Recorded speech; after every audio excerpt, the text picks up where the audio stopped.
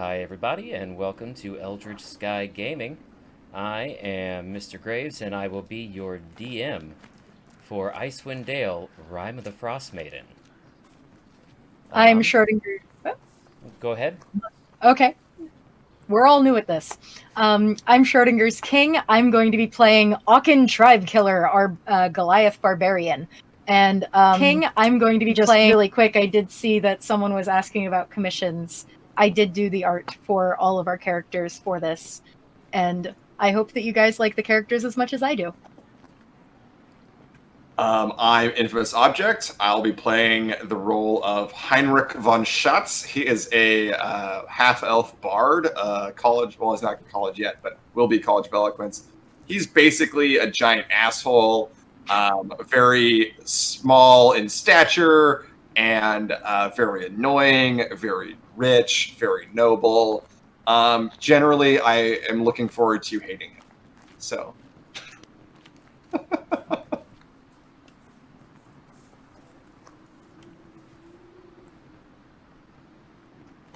Oh, we can't hear Joey, you. we can't hear you.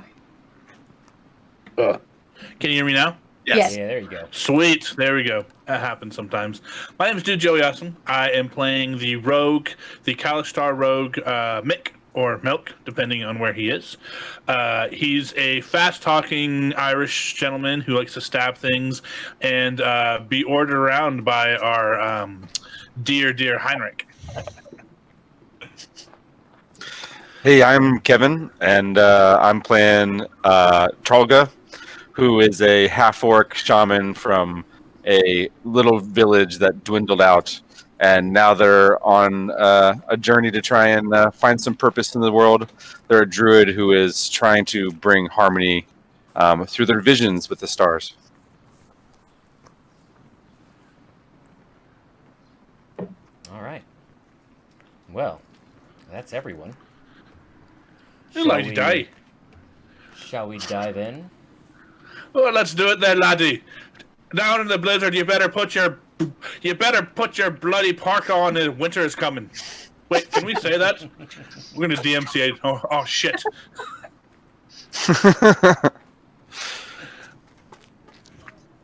I have my 3 bottles of water ready because this voice is going to kill me. I'm ready. All right. Our adventure begins as the party approaches the settlement of Goodmead in 10 Towns. After Heinrich and Mick found themselves stranded in the pass coming up to Icewind Dale in a harsh blizzard, they were found by Auken and Trahlga, who helped them travel the snowy wastes.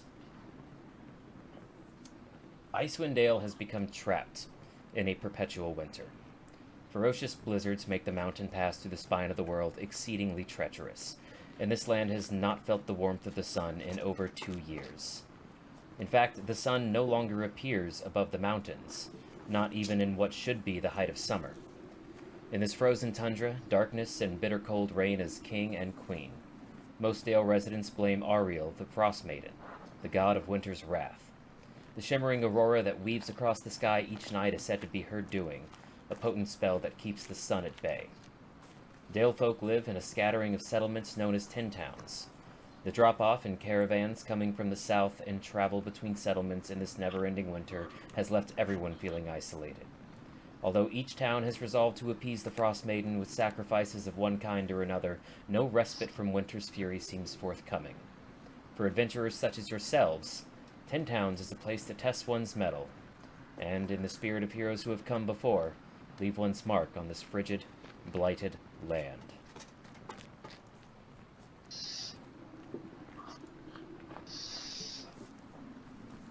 Well, it's a terrible storm, but it's not so different from what we do all the time out here. Just keep moving. What do you mean it's all the time around here? This is normal. It's bloody freezing. Oh, this is just autumn. That's how it goes. We've had worse. Sometimes there's ice sideways. There's no ice sideways right now, so we're doing quite well. It is so very cold here. How do you people live in this type of winter all the time? It's terrible. It's so cold. You grow thicker skin and you grow some balls, kid. I am nearly 70 years old. How do you call me a kid? It's just, you don't know anything about half-elves. We're very long. I mean, Shame. I'm gonna agree with the big one. You kind of talk sometimes like you're not really that tough. I mean, that posh, noble life must really have softened, buttered you up. You know, I mean, can you believe it? Before we left, this fella right here tried to get me to clean his feet. 2 gold. 2 gold to clean his feet. Yes, you are my servant. I have paid you for this trip. You must do as I ask you to do, and you do so, and I pay you. That is what I hired you to do. Okay?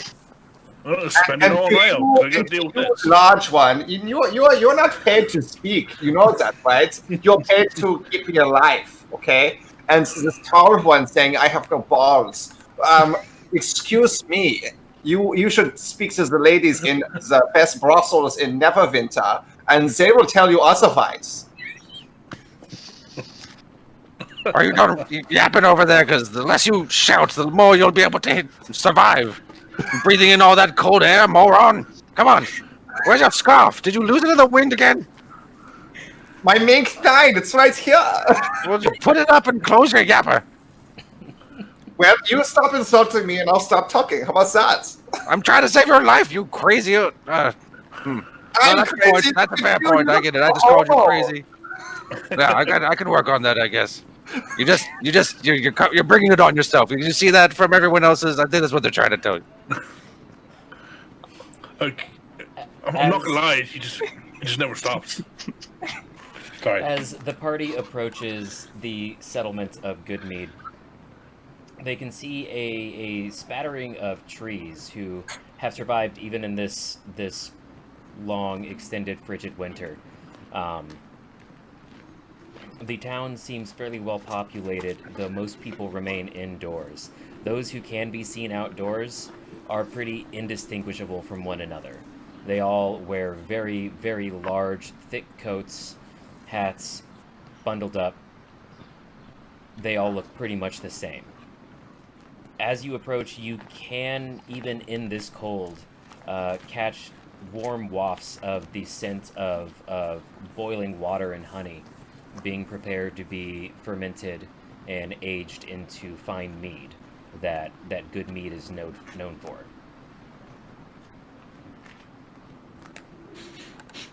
Smells better here than out in the waste. We are stopping, right? I mean, sure. I hope we're stopping.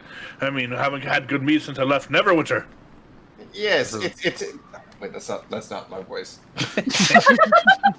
It's okay. Mine's a mess. Mine's awful. Don't worry about it. Same. Well, yeah, I mean, we should really get some warm. It's quite cold outside, as we were saying earlier when you so rudely all insulted me. Let's go inside and find some of this good meat. I'm sure it's good and not great, but that's to be expected in the North. At this rate, I'd take bad meat. You know, for once, I agree with you. So you guys are heading into the meat hall, then?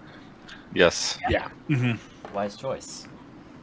Yeah, once getting into town, you guys make a beeline to the meat hall, which is a very large, long building. And as you walk in, it's just wall-to-wall rows of long benches. And it looks like at least half of this settlement is here. Not much else to do in what is technically nighttime in an eternal winter, as Icewind Dale currently only gets about 4 hours of dim light per day. That's fucked up. Which begs my question.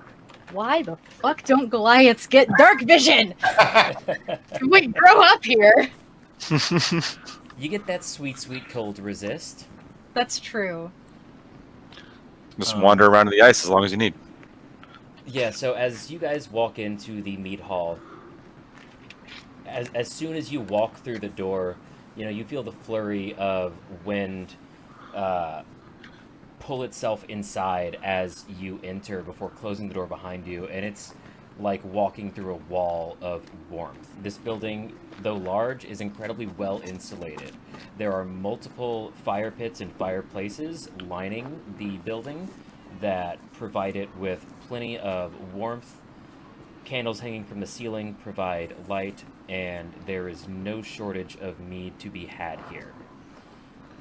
You can hear the din of music being plucked away in the corner, and people having conversations over their ales and meads.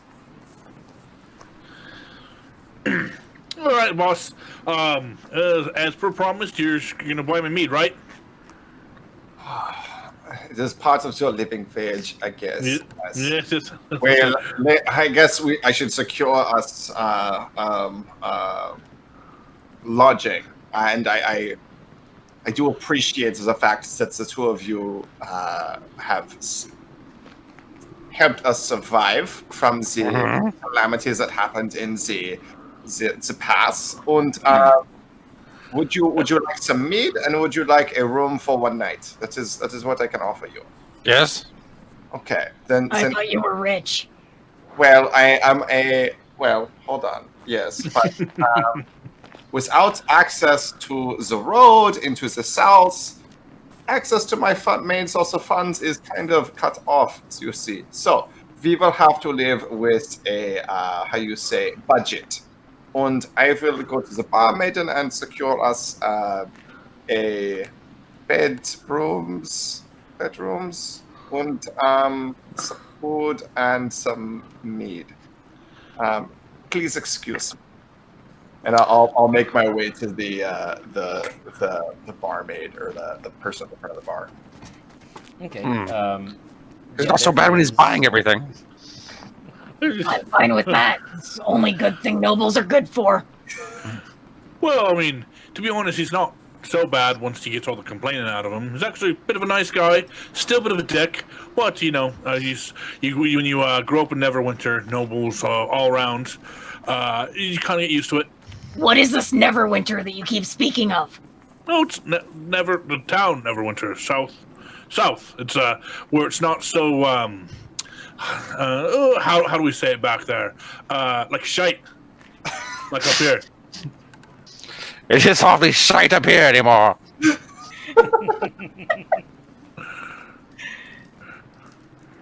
Well, fair enough. I get free meat out of it, so it's part of my contractual agreement. I kick my feet up on the table. Seems like work to me. Those are part of your benefits. You should calculate them into your value.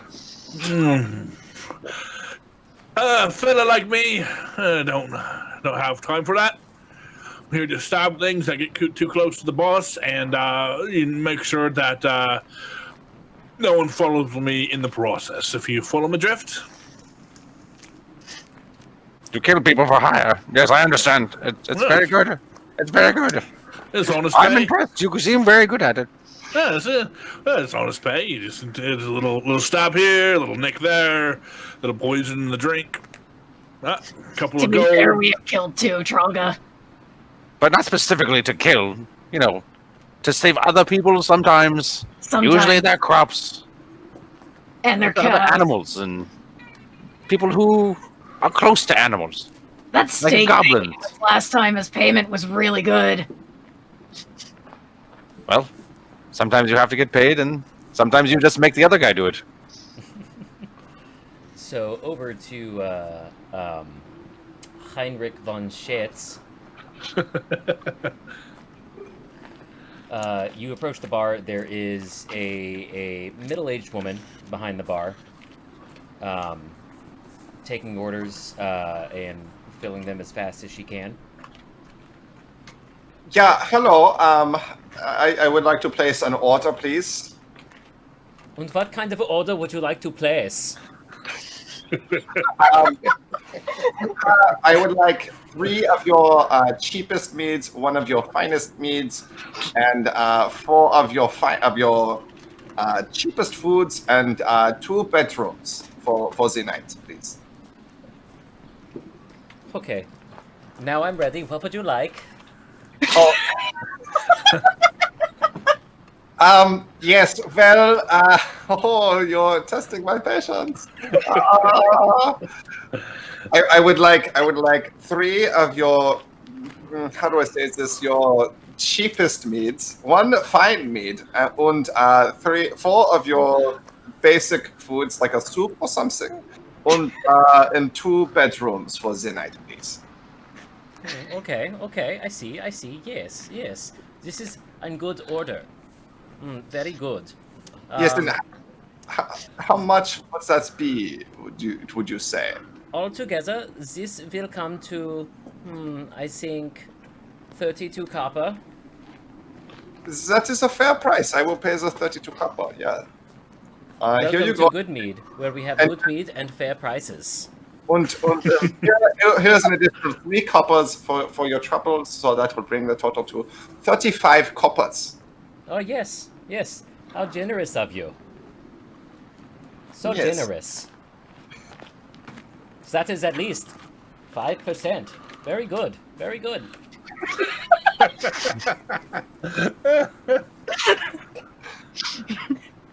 So Heinrich's a bad tipper too. It's not part of his culture, right? He is. Shame on you. Yeah. Not part of his culture. They don't tip in Neverwinter. Wait, how do I Tipping is a form of assault in Neverwinter. Are you trying? I'm trying to Subtract remove copper from my gold currency in D&D Beyond, and it's not working immediately. It's annoying. I'm sure it will eventually. No, You just shave like a third of a piece of gold off and drop it on the table. this is even better for roleplay purposes. Heinrich pulls open his coin pouch and looks through it, and he pulls out a gold piece and he says, "Can you make change for the gold piece?" She looks at the gold piece, looks at you, looks at the gold piece, looks at you, looks at the gold piece, looks at you, and says, "Yeah." Listen, I will make it. How you said it was 32. Unfortunately, I can only provide 50 copper as change. There's simply not that much in the till.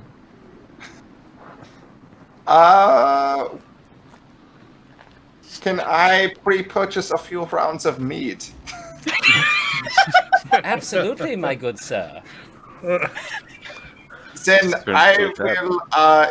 I will take the 50 copper and just a single round of meat, and the rest is for your troubles. How about that? Is that fair? Oh, yeah, quite fair. Okay, all right. Well then, I will. And she gives you your 50 copper and takes your gold piece with just a shit-eating smirk on her face. Wait. Wait, how much? I'm trying to do the math here. 10 silver pieces. That doesn't work out at all, does it? Oh wait, no, I'm sorry. 10 silver pieces is 1 gold.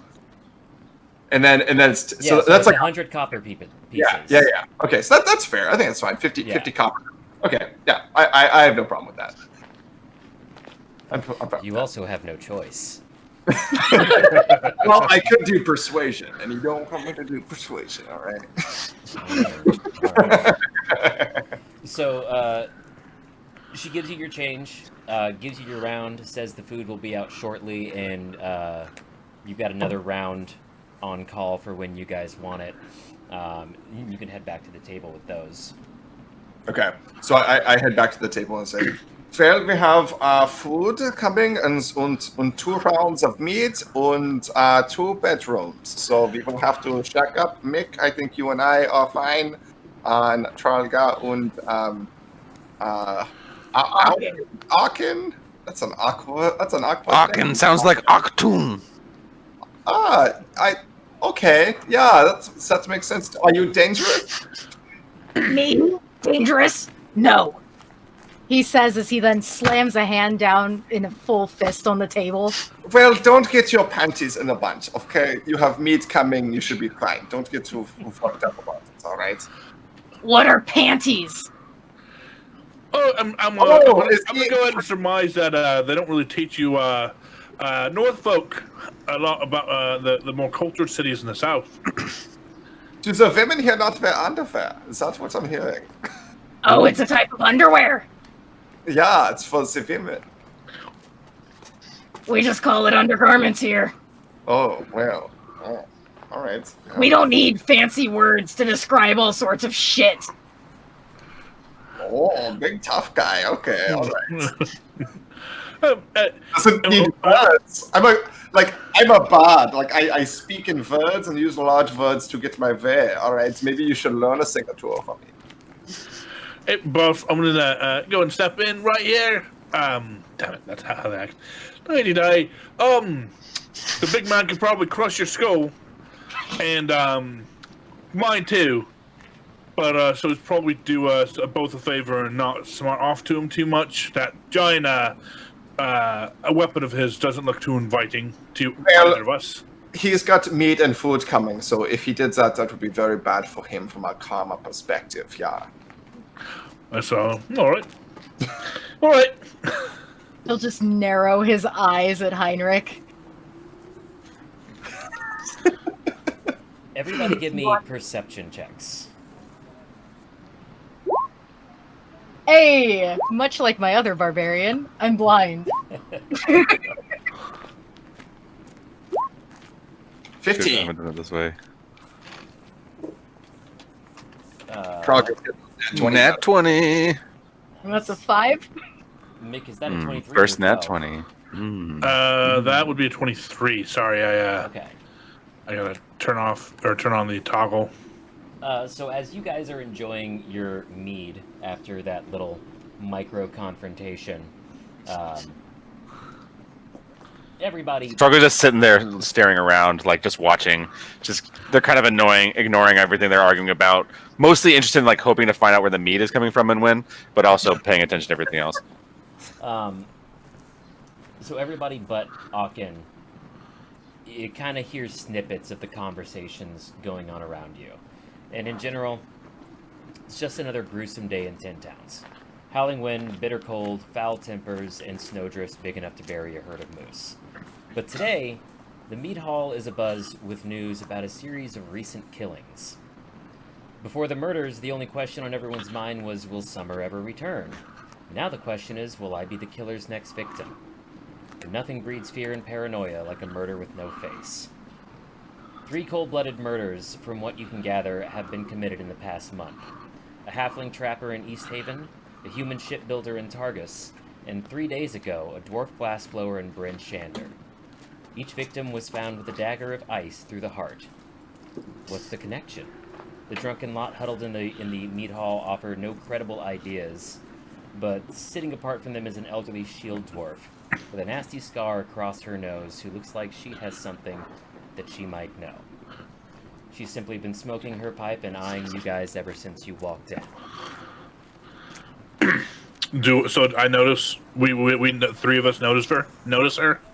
Yeah, after you hear the rumors people are talking about around you, you look around and you see that she's sitting in a corner table by herself, just eyeballing your table, smoking her pipe.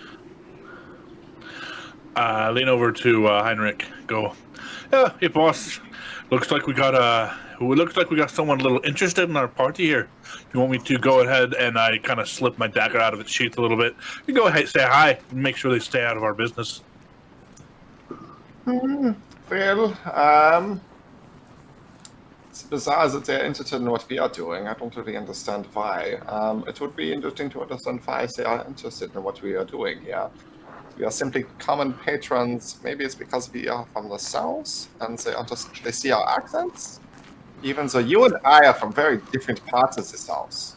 I mean, that's to be fair. Us Santries tend to come from the lower districts, while you uppity types tend to come from the high districts. Has to do with I think Waterdeep. You guys mostly hail from, and I hail from further south.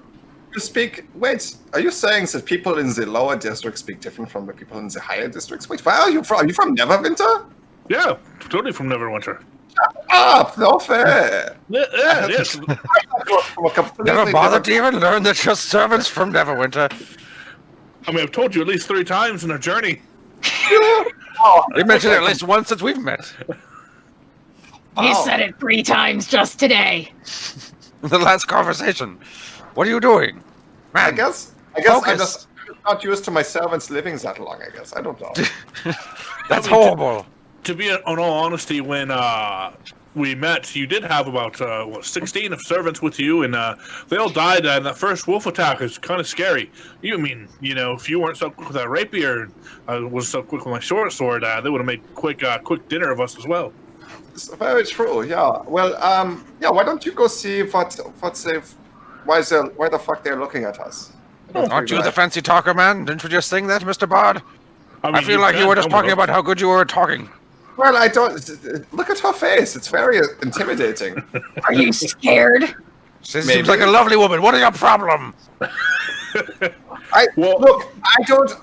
I don't typically associate with those of the lower castes, as you say. I will speak with the bartenders and the innkeeps, the business owners, other nobles, but peasants, it's not really my place. Look, city man, you're going to have to take some steps back on your class warfare out here in the sticks. It's not quite like that out here. Look, you don't shit cinnamon buns, and we know it.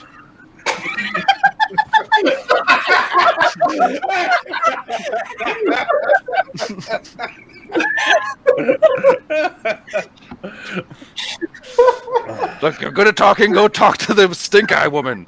I'm sure she's lovely. If you're so sure she's saucy, why don't you go speak with her yourself? Fine, and I stand up and I I'll start barging my way through the group towards her. I'll follow. Auken will also follow because I'm like pushing people aside. Out of my way! Out of my way! I guess I will wait at the table alone for the beer. The mead isn't shown up yet? Damn, I want that mead. You brought the mead. Oh, he brought the mead.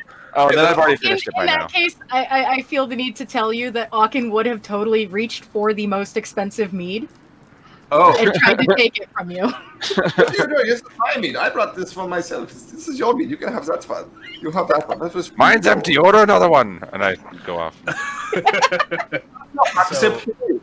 So it's Auken, Mick, and Trahlga going to see the dwarf woman, and Heinrich is staying at the table drinking his mead. Yeah, because he doesn't have any balls. Yeah, and I walk straight up to the table, looking right at the lady. And she looks I right walk back up. at you with an even stare. Resting against the table next to her is a large battle axe, and you can see that she carries a hand axe on her belt. I walk up and I slap my hand on the table and I go, "Hello, you have lovely eyes. Why are you staring at us?"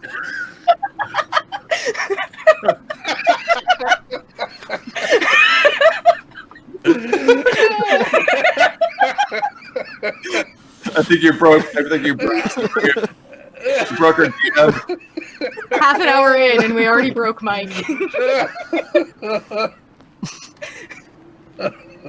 Is that a persuasion check or a deception check? I wasn't lying. Trahlga was not lying. Trahlga liked that she was giving us a dirty-ass look without any fear. She meant it. But yeah, I'll do persuasion. I'll do whatever. No, it's okay. Is it seduction? If only that were still a skill. Roll plus confusion. She looks at you, gives you that even stare as you approach, and you say that, and she gets kind of a very brief flash of confusion in her face before returning it to its very practiced, even stare, and says, "You look interesting." That's true. That's true indeed. I am quite an important and distinctive figure in our time space, but that's not what we're here for right now. Apparently, there's a murderer with ice daggers everywhere. Do you know about that? I might. Oh, well, let's sit down. Someone go get Heinrich. We're sitting here for now. Does that sound good? And I start sitting down at it. Hey, Ballis! Oh, no, he's tender. He's a... Listen. He's a tender man. I'll go get him. Hey, and I'll kind of weasel my way around. Do you have food? He's already ordered food. Make him order more food for her. All right. I'll walk over to Heinrich. Well, it would seem that we got a little bit of a possible job on the hand. Perhaps make a bit of a goal to make up for the lack of connection to your fund source. Would you like to come along, boss? Heinrich sits and thinks for a second and says, "Have you agreed to a price yet?" Well, not yet, but I'm sure with your smooth words, you might be able to at least start making a journey. You know, honestly, And he gets up and he starts moving over. He says, "I'm so glad you did not negotiate without me. It's my favorite part." Mick will kind of signal to the barmaid and be like, an extra meat and a meal over here if you would. And make your way over. All right, so Heinrich joins you and sits down at the table around this stern dwarf woman. Hello, I'm Trahlga. And your name? My name is Hillen Trollbane. It's quite a fearsome name you have, Trollbane. Are you, you killed many trolls in your day? I've killed a few. My family has killed many more. That is quite impressive. It's very, very impressive. There's no trolls where I am from. What is the protocol when fighting a troll? How do you go about even killing one? I wouldn't even know where to begin. Child, I am not here to talk about trolls. Oh.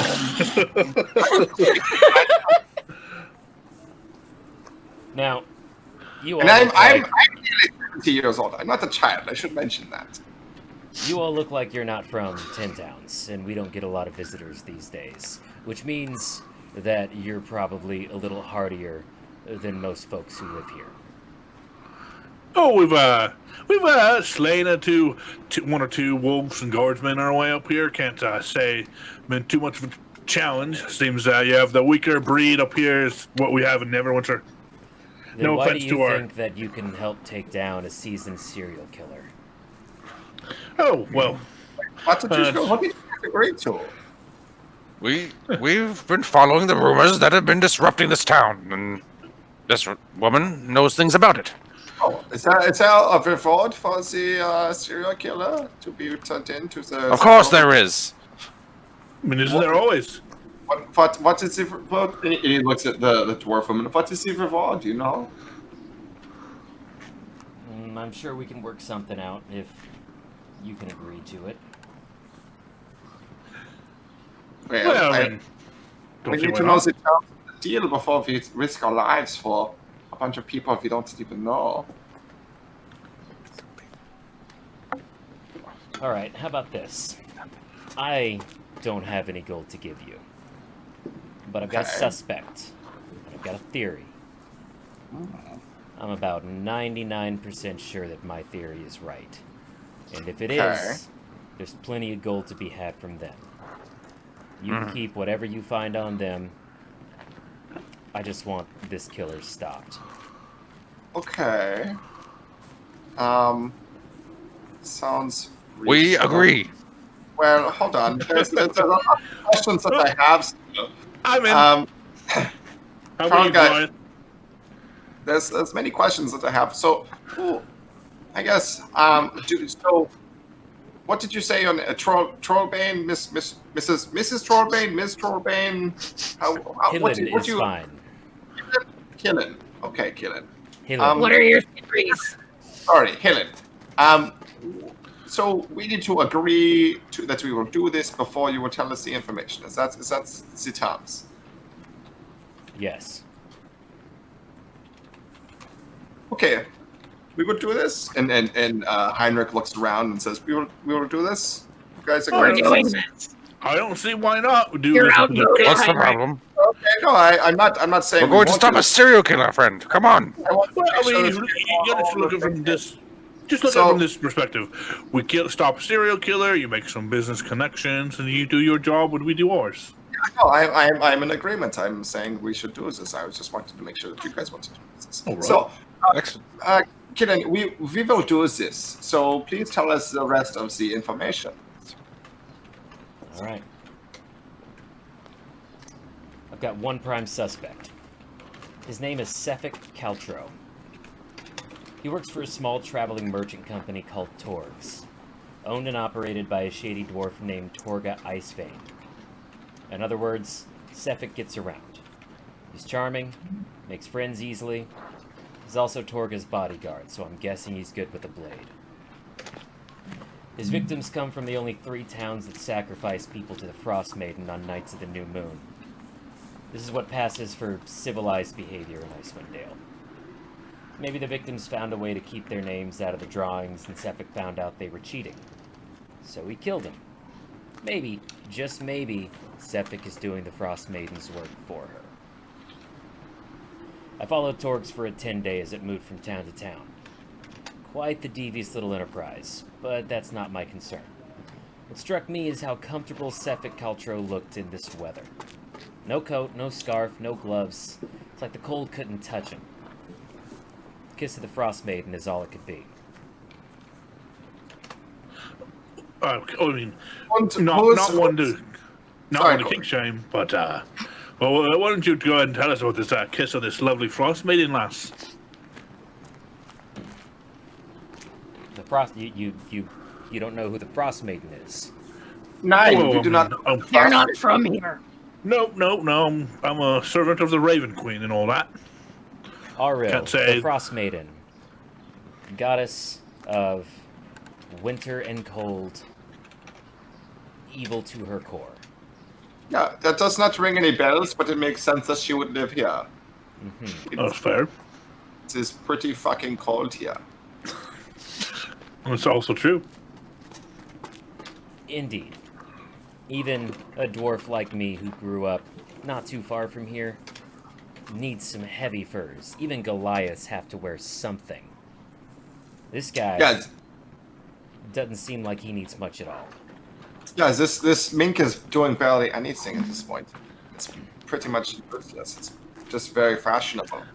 Now, like I said, I don't have much, but if you can apprehend Sefik, prove his guilt, and deal with him, preferably without having to involve the authorities, I can pay you 100 gold, on top of whatever you find.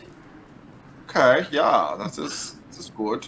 So Sefik Caltro, what was the name of his band of friends? Torgs. Torgs. Torgz. S. Traveling merchants.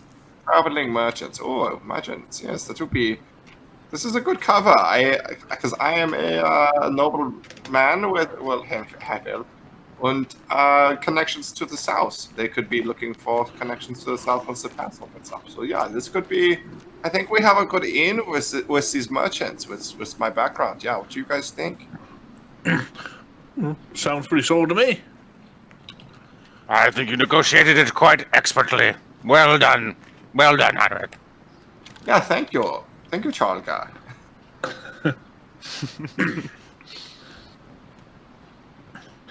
Yeah, Well, we have a plan. We have some mead. We have some food. Are we going to party now? Or? So, one final question: where do we find these Torgs? Oh yes. Probably a good question to ask. They just left Good Mead a couple days ago, so they're probably in Bremen right now. And wherever Torgs is, that's where you'll find him. I don't know if Sefik is working with Torgs or not, or if he's working on his own. Your best bet is to isolate him and try and get answers that way. And what is Sefik's relationship to the Torgs? Is he also a merchant? What does he sell? What is his specialty? He's Torga's bodyguard.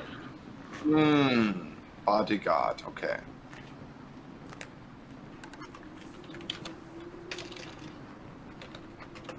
So maybe we do some sort of like, hey, maybe we have say, hey, Mr. Torgs, we make a bet on whose bodyguard is stronger, and you big Auken, you fight him. What do you think about that? Auken. Auken, sorry. Yes, sorry. Auken, what do you think about fighting this Torgs fellow in single combat? Does that be fun I'm for fine you? with fighting. Yeah, see, I know what you like. I know what you like. See, I know you. You think that I'm an asshole, but I know you. All right. I don't think that you do. Okay. All right. Okay. Well, I mean, to be perfectly honest, we can dispatch him, but we have to find out his guilt. So, possibly a good strategy is to maybe follow the bastard, catch him in the act, or confront him after we find maybe some evidence, bloody axe. Maybe he's, I don't know, killing a maiden for not serving the right kind of mead. I mean, anything. So if it comes round to bite us in the ass, we can tell the authorities to that we didn't have anything to do with it. She didn't want the authorities involved. Whoa. Now, let me tell you, as one who has history in such a lovely profession as murder, the authorities tend to come around when there's bodies. So I suppose as long as we dispose of such things out in the snow where no one will ever find it, we won't have anything to worry about. Miss Killian, what was his name of the towns where the murders happened? It was Bremen and... It was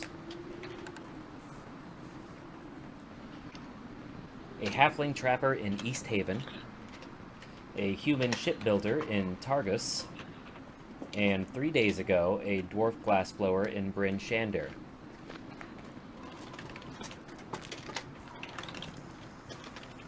Okay. Got it. Okay. All right, well, we will... And what other towns do the human sacrifice to the Frostmaiden? All 3 of those towns. No other towns? Yeah, no, just those 3. Every town has some kind of sacrifice that they make, but those are the 3 towns that perform human sacrifices. Got it. Okay. Just before we end this, I just have one question for you, if you don't mind. It's a bit of a personal question, but I'm pretty sure you've been around long enough that you might know the fella. Have you ever heard of a name named drow named Dritz Doerden? Huh? Oh, does that name ring a bell? You know, famous Dritz Doerden? Huh? She looks around at the rest of daggers. you and goes, Is he simple? What? What? It's an honest question. No. Literally everybody knows Drizzt. Not like personally, but knows of Drizzt. If I'm being honest, it's the simplest thing he's ever said in front of me. Yeah, he's he's what you call a fanboy. You know, when I was just saying, when I was a little lad, he came by Neverwinter once outside, and I got a piece of his cloak, and I've always wanted to see him since. I'm not a fanboy, I just want to meet him again. And we're in his territory. All the stories talk about how he was up here saving people and doing the Dritz thing. And You know, he died like decades ago. Yes, he's definitely dead. Details. It's just details, and I just walk away.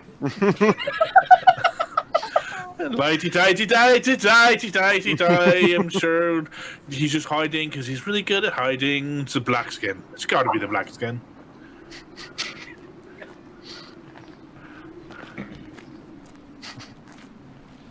So, are you guys exiting this NPC interaction? I think so. Yes, I would like to do brackets, exit, brackets. All right. So, what's the plan, guys? Well, I think we need to find our way into that caravan of traveling merchants and situate ourselves there so that we can follow Mick's plan. I mean, it sounds like a pretty good plan. Let me just follow him, maybe talk to him. I mean, I'm sure a Boston chief here can, at the very least, talk him to death, or find out maybe if the guy has any plans, some kind of loose end that we can take advantage of. And worst comes to worst, our Auken here can make sure that he gets the sharp end of an axe in his skull. And I prefer that. Yeah, that's just the way things go. Yeah. Sometimes that is the way things go. Well, we paid for housing here, and it's been a long journey to this town, and I would like to sleep. I've had quite a bit of meat, and I don't know about you, but it's been a long day. I'm tired. Hi. I could use a good 8 hours of rest myself. Night's sleep, yeah. Yes, Mick, how much do you charge for foot rubs again? And with that, I make my way up to the room. I follow him. Trahlga, I do that. I've got a solid copper in it for you, and a tip if you do well. Nope, not gonna do that. I don't think you've considered it. No. It could be a good experience for you too. Trahlga. Nope, not gonna happen. You don't even know what you haven't seen yet. Trahlga, you know I'll do it for free. Yes, well, but this one's I know. weird. He's so weird. I like weird ones. I'm not weird. I'm a little weird. Oh, you murderer, you. The nicest thing you said to me all day. You murderer. Yeah, but Trahlga definitely puts themselves to bed very early. Heinrich would do similarly. He's ready to. It's been a long day. He's very tired. Yeah, Trahlga's a first watch kind of person. Okay. I think Mick, before going to bed, would give the room a once over to see if there's anyone else sketchy, watching out, keeping an eye on us other than the dwarf. Trahlga's not savvy like that. Give me a perception check. 18. Not really. You guys are getting looks from some of the townsfolk, because you're obviously not from around here, and that's weird these days, but no one else is really watching you.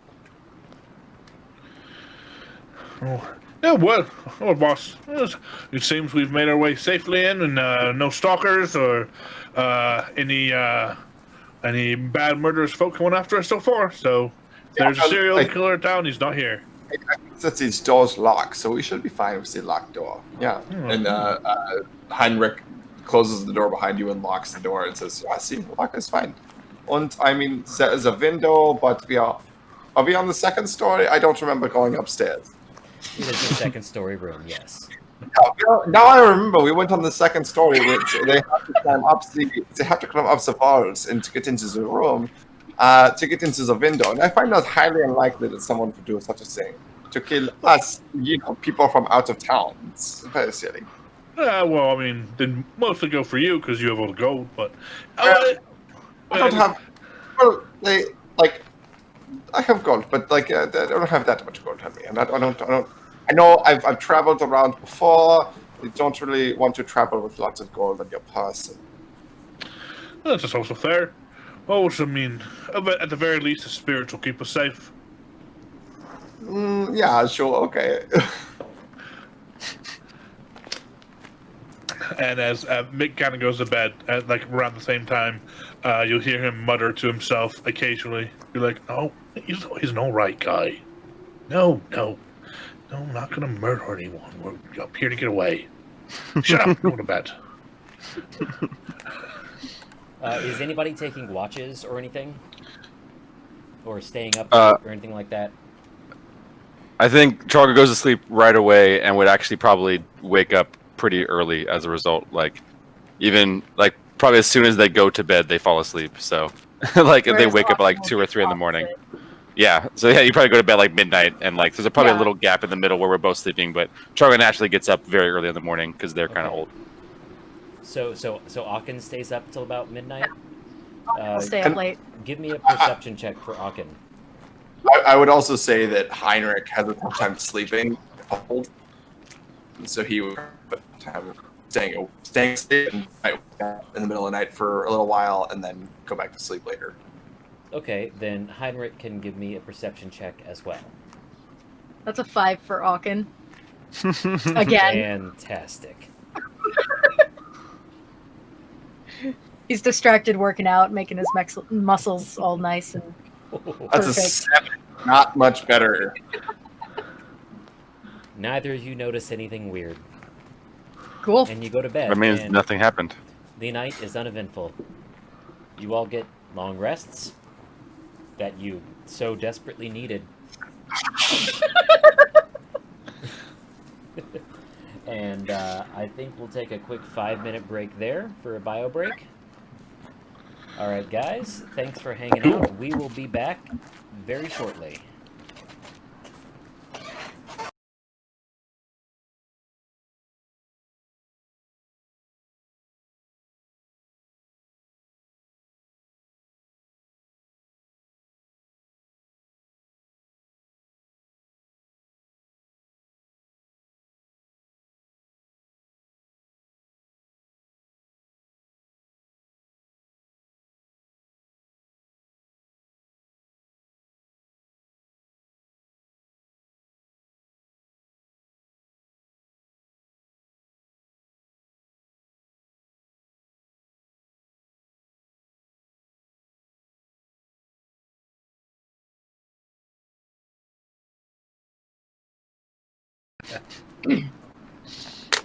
So All uncomfortable. right, everybody, we are back. Thank you for waiting. So the party has slept overnight and gotten a long rest, and in the early morning hours they awake, though no one can tell what hour it is by looking outside. It is always dark here, except for the 4 hours of very dim light that shines each day.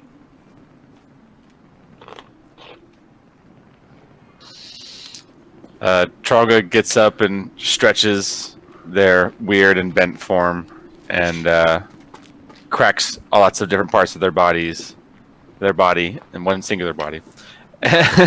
You sure? Yeah, I'm pretty sure this time. And goes out in the dark and tries to see if there's any chance of seeing stars through the everlasting storm, but focuses on their ring as they meditate. You can definitely see stars when you go outside. Like the storm itself Cold, doesn't crisp cover night. all of Icewind Dale. It's just prone to blizzards and storms all over the place. Gotcha. But yeah, you Yeah, can so see stars, and you can actually just very, very faintly see the remnants of what appear to be an aurora in the sky. I pull a crystal from my pocket and analyze the aurora through my crystal, and because pretty much Trahlga spends a lot of their time stargazing. When they were left alone, they almost exclusively stargazed, and so part of the reason they get up early is it's when there's at least light pollution, and they look at the stars for an hour or so before they head back inside. Okay. What are the rest of you doing? I think Mick would get up and after kind of his morning mutterings to himself, head down to the meadery and see if there's any breakfast. There is indeed. And since you guys went to bed last night without having your dinners, breakfast is on the house. Oh, oops. Oh, sorry about that. I mean, you journey so far in one day and you just get so tired you just pass out without eating. Yeah, it's not much. It is a single strip of bacon with a bit of scrambled eggs and toast, drizzled with honey. Oh. Heinrich walks downstairs and he goes, I am starving. I forgot to eat dinner last night. I was so tired. I'm expecting... He's just expecting, like, the biggest, like, breakfast buffet with, like, rolls and sausages, fruit. And he comes down and he sees what people are being served. And he's like, Is that what breakfast is? Is that it? That's Trahlga's eating with their hands, and it's all in their face, and they go, "Grah!" Keep eating. Can't say there's much more than this, boss. I mean, unless you plan on buying yourself 4 or 5 meals. oh, this place will be the end of me. Oh. Well, I mean, you lose some of that belly fat. You'll be looking slim for the girls back in Neverwinter if we ever make it out of this hellhole. You would be surprised, actually. Being fat is a sign of wealth, and the ladies very much likes that, actually. Well, I mean, that's what they tell you.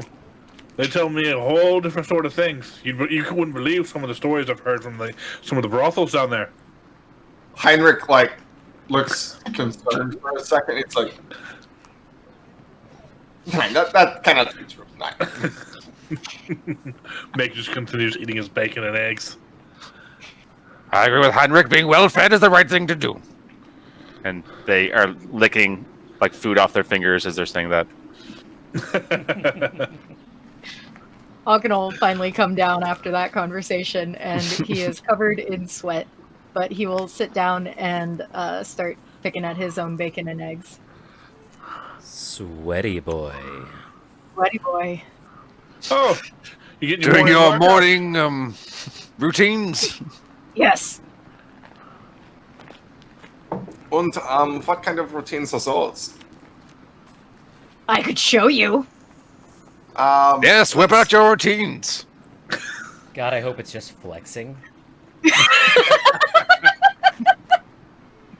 Well, I would, but I don't have a mirror in front of me. That is a very aggressive way to say good morning to someone. He's not wrong. You can show me your routines, but I hope they don't encourage violence. Of course they do. Well, I don't need any of that. I haven't even finished my breakfast. And there's no coffee here. What the fuck? There's no coffee. Right, that's a good question. There is, in fact, a pot of coffee. Oh, coffee. Oh, Self-serve. Oh. Heinrich's greatest fear. Heinrich says, Mick, would you be the best servant in the world? And give me a cup of coffee, please. I'm gonna tag it to the bill. You're gonna owe me a lot of gold after this whole trip. Yeah, I know, yeah. But I can you imagine me getting my own coffee? How ridiculous. Eventually you're going to want to impress a lady, and ladies love nothing more than men who can serve themselves their own coffee. Ladies love men who can pay for people to serve them coffee. That is what I know. I don't think that's right. Succubus is like. That's what succubi prefer. Yes. What is a succubi? It is the plural term for a type of creature that is only interested in stealing your soul through your groin. You know, I don't want to say that sounds bad, but it kind of sounds bad, but it also sounds quite hot, to be honest with you. I'm not going to lie. I don't kink shame. Most of the women I meet could probably fall under that category. No offense. I think I met a lady named Karen once who did that to me.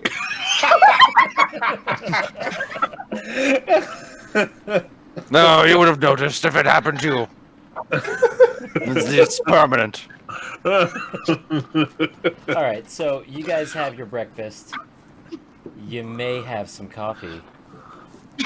Mick gets it because Definitely. he's a good servant. I go and self-serve myself coffee. Thank you, Mick. This is delicious. Hey, there's another 2 gold on the tab. It's all right. It's okay. I'm going to be a noble by the time this trip is done. So, are you guys doing anything before you head out to Bremen? How are we on supplies and things? Yeah. And I'm also interested in a pack mule or something. I think Heinrich would That's where want my to buy head is. because I don't think he's well equipped at this point, and then also would want to purchase. I think I have 10 days of rations, but So above game, rations are 1 ration is good for 1 day, right? Correct. That how it works? 5 rations. Yeah, I'm not sure what I have.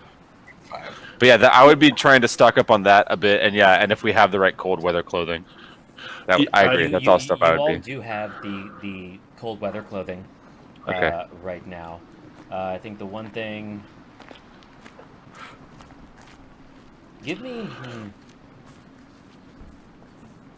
Auken and Trahlga, give me survival checks.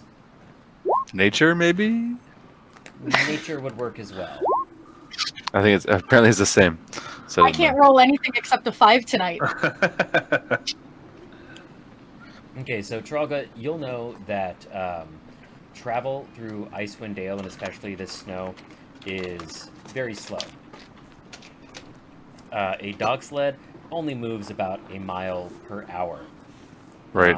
Okay. And for that, you would have to buy a dog sled and purchase the dogs to run the dog sled, and then as well as supplies to feed the dogs that run the dog sled. Manage the dogs. It's And I didn't really take animal only worth handling, so... It's really I have only animal worth handling. it if you have a lot of stuff to carry and travel around. Question. Right, okay. Do dog sleds count as land vehicles? Yes. Sick. Nice. That's cool. On foot with snowshoes, you travel at half a mile per hour, and without snowshoes, a quarter mile per hour. Wait, You but guys so it does... currently do Sorry. not have snowshoes. Okay.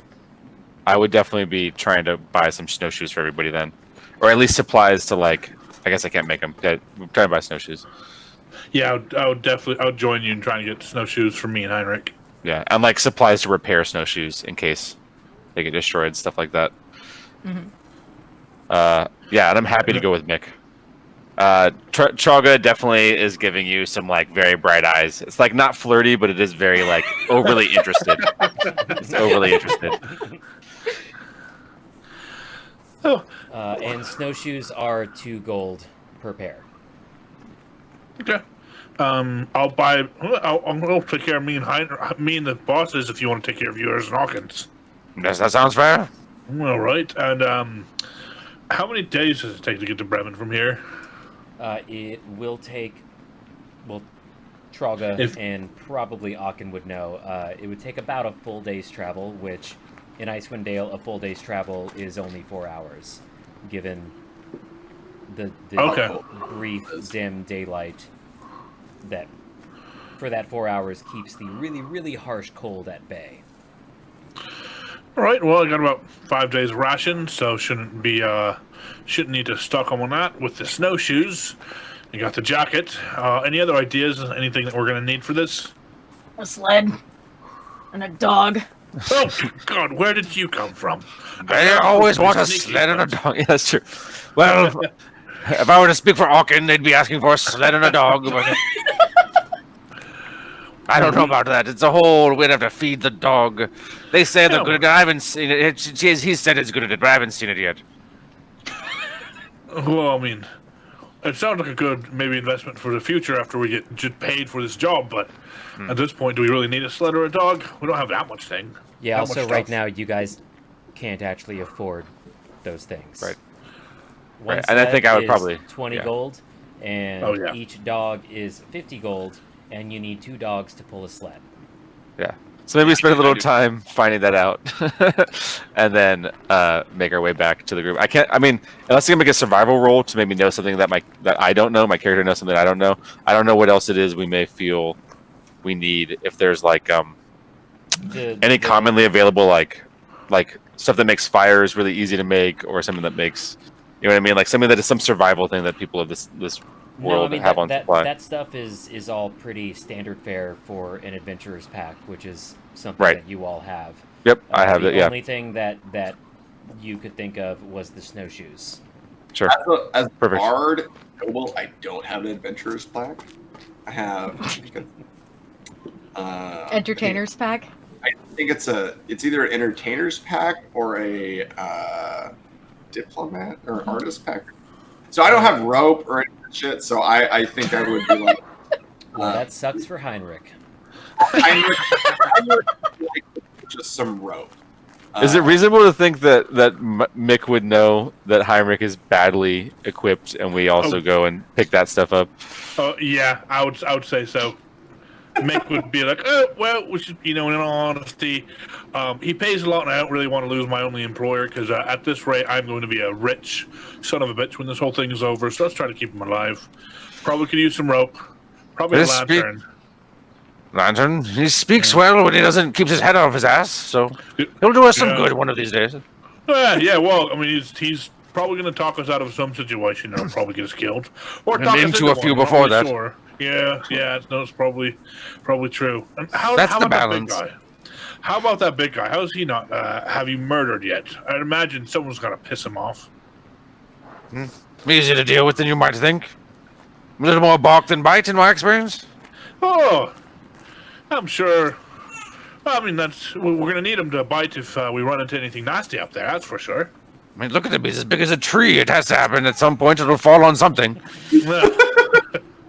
Oh, as long as it's not on me, I don't mind it at all. As long as it's Fair on my enough. side. So if you guys We should buy some malt liquor. Malt liquor. I almost forgot. If you guys are looking for rope, it's 1 gold per 50 feet of hempen rope. I would spend one of my own gold to get some extra rope. I want some extra rope. Okay. That's heavy, though, isn't it? It's heavy as heck. I don't know if I actually probably can't carry it. It's 10 pounds for 50 feet of hempen rope. 5 pounds for 50 feet of silk rope, but that's 10 gold. No, I'll spend a gold for 10 pounds of rope, or for 50 feet of rope. That sounds good. I'll do that. Okay. I'll get a. Do I know if Henrik has a lantern? John. I don't have a lantern. I can add a lantern, but you would have a lantern from traveling here. Okay. And since we're doing encumbrance and whatnot, how much do the snowshoes weigh? Oh, yeah, snowshoes, too. The snowshoes are 4 pounds per pair. Cool.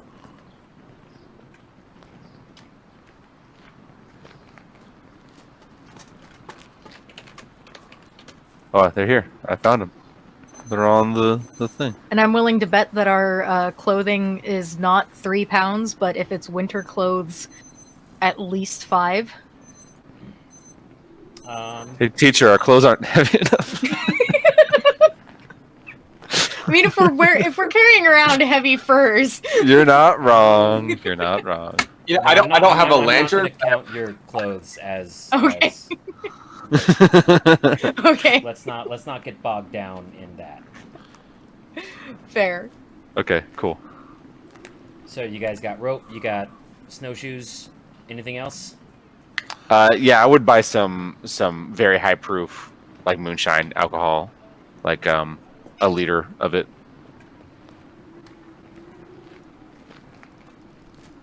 Okay. Something or whatever I can, whatever people have. 3 X's though. I want that strong stuff. All right, let's call it 12 copper for a 750 milliliter bottle. You got it. Did that work? No, that didn't work because I don't have that much copper. All right, I will fix it. Yeah, you need to make change. Yeah.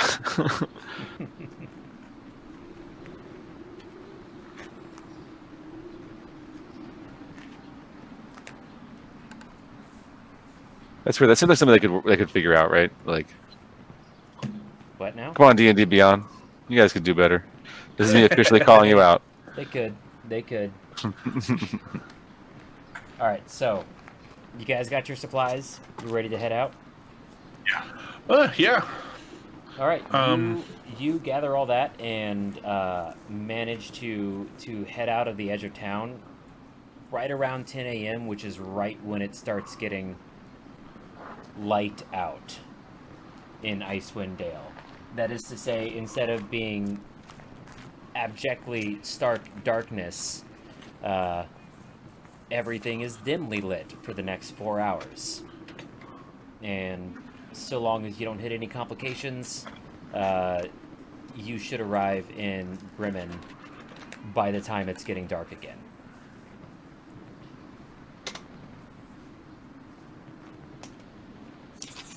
Right, because it's going to take us About 8 4 hours to hours. get there, right?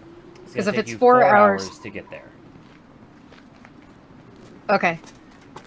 So wait, can we powwow on info about the murderers stuff? I didn't get the names of all the different people who got murdered. So I don't have the wanna- names of the people murdered, but I have You the have all name of them? No, I don't have the name of You them. don't. I just have Yeah. Yeah, the names. Bryn are- Shander. Or the explanations. I mean, I'm sorry. Yeah, Bryn Shander, East Haven, and Targus. And then Okay. Sefik Caltro is the bodyguard of someone within the Torg's traveling merchant band. They are in Bremen. Okay. Okay. I just want to make sure I know who's getting murdered. Yeah, fair. All right, lads. So, I suppose when we get there, Heinrich can do the talking, make the deals, and we're all bodyguards. Is that the rule? That the general story. You gotta have our story straight.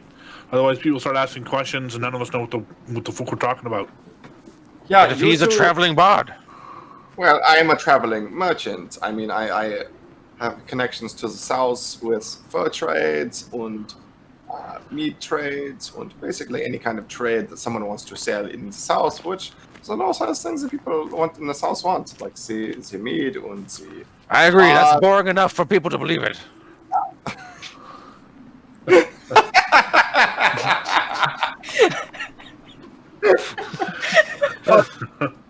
It doesn't make sense why Trahlga here would be traveling with me. Trahlga, what? Excuse me for asking. I'm but your what- spiritual guide, Heinrich. That's true in this situation and in the fictitious one. Well, I mean, it makes a lot of sense. A noble like you coming from Neverwinter, of course you're gonna have a fortune teller with you. Yeah, that makes sense. Yeah, okay. I agree with this. Yes, I'll piss on the bones all you want. You know how to do the tea leaves? Is that how Yes, you say I'm. it? What tea leaves? No, I don't know what you're talking about. What What is about- tea? You don't pee on tea. Hot leaf juice? Oh no, hot leaf juice is lovely. Yes, but no, we don't use it for telling fortunes. Well, how do you tell the fortunes? You piss on bones. Piss on burning bones. And then you read the cracks in the bones. This stream is for mature viewers only. Folks. That is how I learned it. I heard it from the stars. It works. Sometimes. Not often. Oh, yeah. Not to be too nosy or anything, but I noticed you were taking a good bit of your time this morning checking out the stars. You got a special relationship with some of the constellations up there. Oh yes, well, you know, they you stare at them long enough and they speak to you. And you create the resonance chamber and you can project yourself into them. You know that's how cults start, right? I'm not sure what you're talking about, but I can do that in the right circumstances. So I look forward. You know, if the blizzards don't kill us and the cold don't kill us, I look forward to seeing that. it's quite a jolt to see. In fact, my whole tribe died off watching me do it. It didn't work out well. Yeah, well, when we get to the town, maybe we can get some people to pay us for your fortune telling services, and you can piss on the bones. And what You kind of can't corrupt it with monetary means. It will always be false in that circumstance. No. I only piss on the bones for free. In dire circumstances.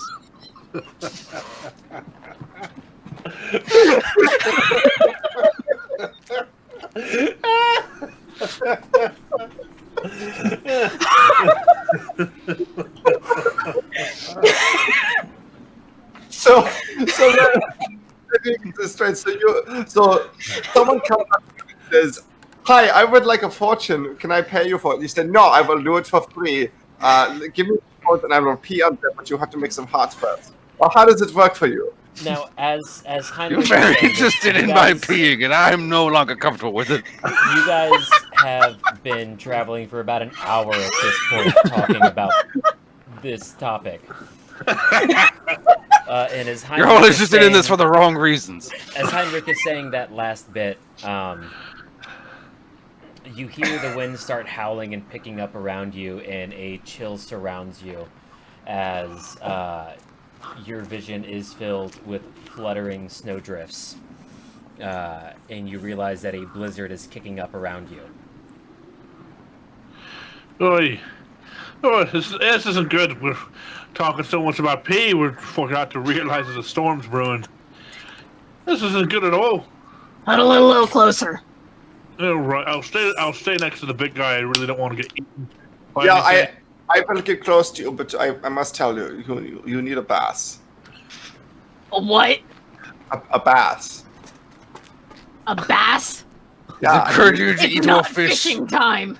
No, You need more protein in your diet, I think is what he's trying to you say. need to bathe. You need to bathe. You need to put the hot water on you with the soap and scrub a dab.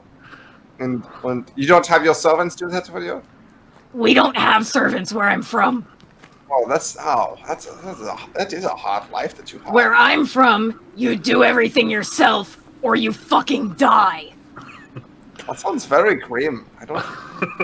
Oh, Yeah, all right, not really a good life at all. I mean, and that's me coming from the poor district. yeah, If you have to rely on others to do what you need to do, you get outcast.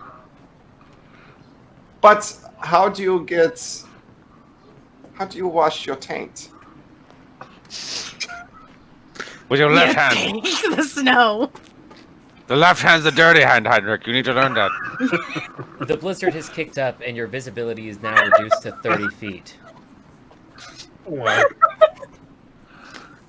This is a terrible blizzard, my friends. We should maybe find some cover Oh, before we lose any I chance agree. of getting off the path safely. Yeah, well, I don't. You know this place. Find us the cover. yeah, we'll follow you with the Goliath. I suppose you guys were the best leads. I can take the back and keep an eye on our flank. If you need to see, I can put out my lantern. I walk alongside Auken and go, "Did you hear that? He's gonna look at our flanks." And we just try and find a place, like in the lee of some rocks or something. Okay, give me... so who's... Somebody's going to need to give me a survival check. I can do a survival check. I have good wisdom, but I'm not actually proficient. I chose to be proficient in nature instead of survival. I 'cause can felt help like- you. I Yeah. am proficient. Is anyone in actually survival. proficient? I cannot. Okay. I You are. Well, I'm doing it. It's fine. Oh, That's what I okay. did. 21. So, Trahlga's been through a Boom. few blizzards in their time. Yeah, this is my territory. And Trahlga leads you guys sort of off the path that you were traveling and, goes, this way. And though you can see nothing more than 30 feet out in front of you except for a snowy white void, eventually a large outcropping of stones appears. And you guys are able to sort of take shelter against it, or against the winds, using it, and set up a small camp to wait out the blizzard. Can I do they're very different, but either a history or an arcana check to have any idea what this is. Either history to know what this thing was from the past, or arcana to be able to identify if this formation is it's meaningful. Not like shaped stones. Yeah, It's just okay. a natural It's just an formation. outcropping. Okay, Yeah. awesome. All right. Then I lead us around, and I create fire between my hands, and I start melting the snow away in a small area. And I motion to Auken, wood. Wood. And he will. Do we have wood? We have torches. Those are made of wood, right? And then maybe you find some drift, some You've just some got kindling torches, around or you whatever. could give me a survival check to try and find some kindling.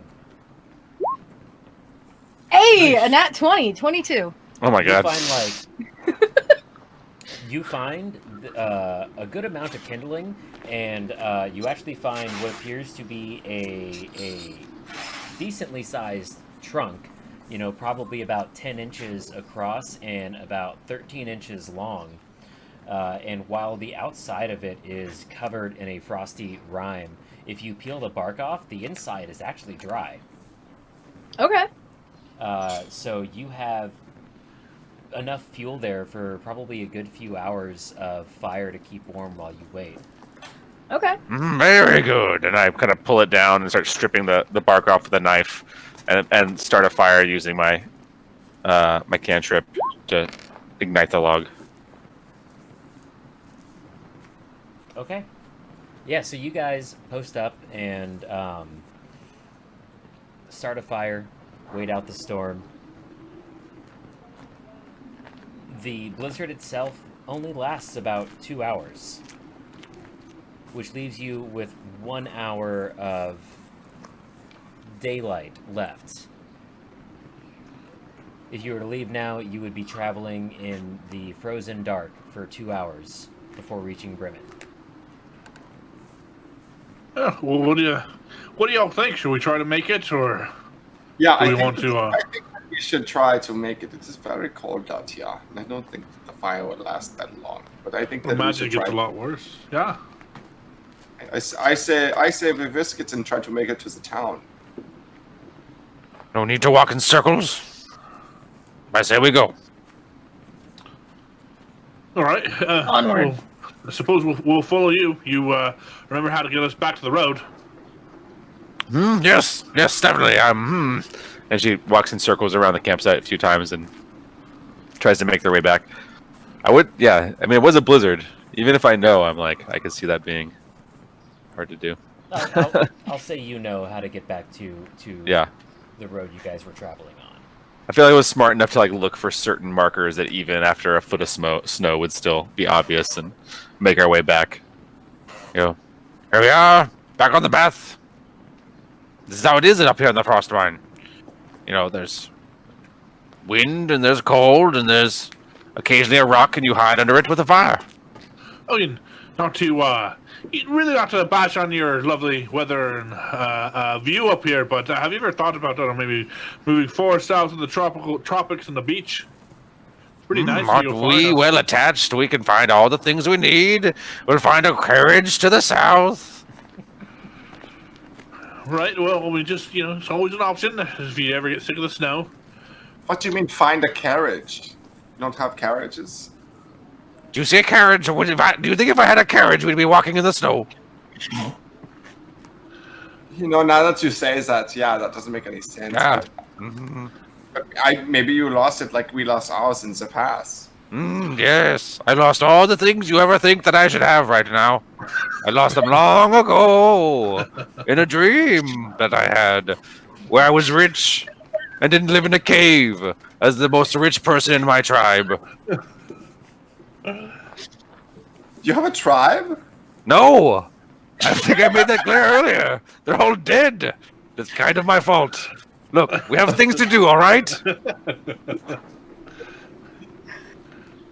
Yeah, all right, okay. You guys getting back on the road then? Yeah. Okay. You guys walk for another hour, and the difference between night and day happens incredibly quickly, and the difference is stark. Once again, even without a blizzard, your visibility is reduced simply by the oppressive darkness that surrounds you, lit only by the starlight above. Bring out our lanterns. I'm using See if that helps a little bit. I'm using the produce flame cantrip to just always have a little bit of light wherever I go. I mean, yeah, you project light around you, but otherwise that kind of makes it worse for you guys. What with the way eyeballs work. Yeah, you can see in your immediate area, but pretty much beyond that, it's just darkness, just pure pitch black. Yeah, I would be able to see better if we didn't have these lights, to be honest with you. I suppose that if you can see in the dark, boss, that's works for me, and I'll put my lantern out. Yeah, I put my flame out. I can see in the dark. And to be Auken perfectly cannot. honest, you cannot see shit. I can't see either. Yeah, Can't see but shit at all. I think I can guide us to this town. It's what is the bearing on the compass? Compass? What? And Do I have a compass? And Heinrich pulls out his compass and says, "Yeah, it's this. What it was to it was. What direction did they say it was from the town? Did we get that information?" I don't know. I want to be You guys perfectly have a honest. map. If we just okay. follow the path of the map, we should be good. Everybody give me perception checks.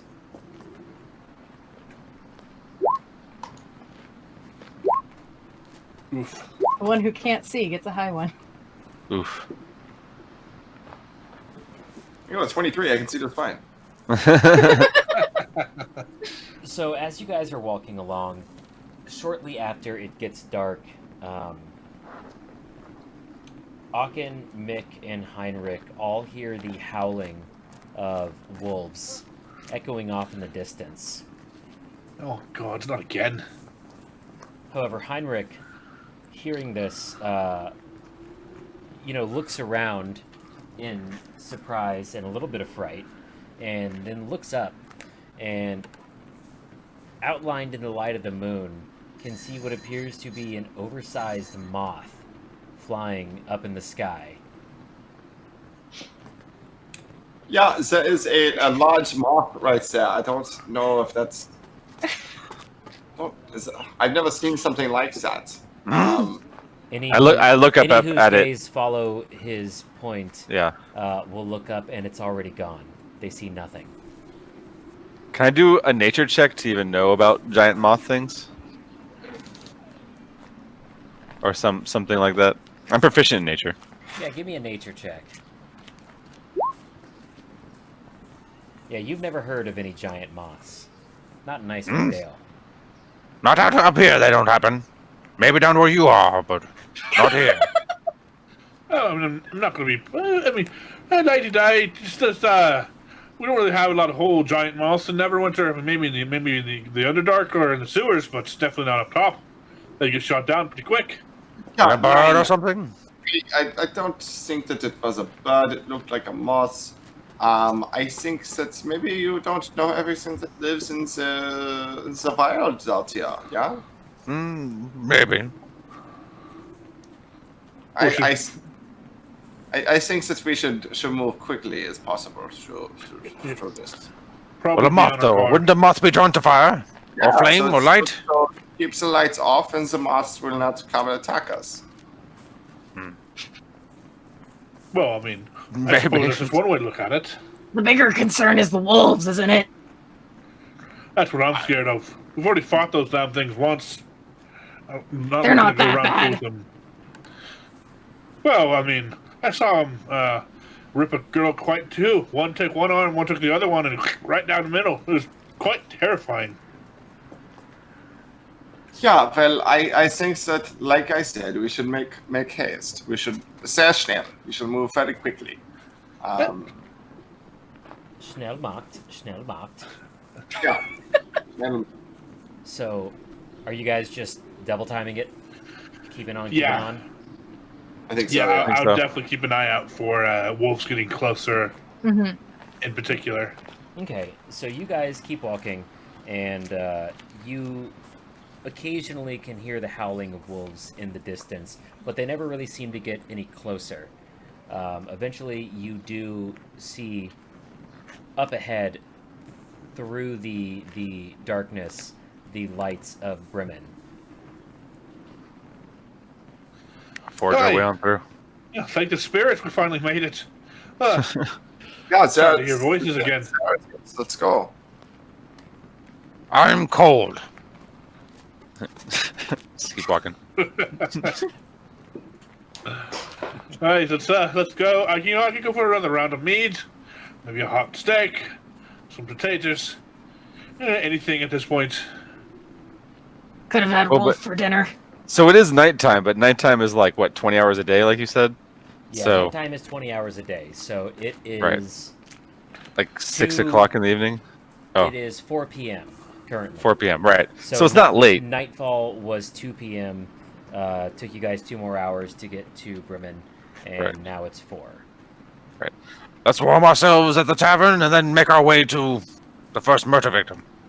There's still much day left to do, and even though there's no more daylight. I know it's strange for you folk, but there's much work to be done. We can't work for 4 hours a day and go to sleep. Yeah, I agree. We should make haste on this job and find the trogs. The What's his name? Torgs. Torgs. Torgs. The Torg. Torgs. Dogs, yes, follow up on the dogs. And I'd start singing an Irish shanty on the way into town. Super happy that we're like at town.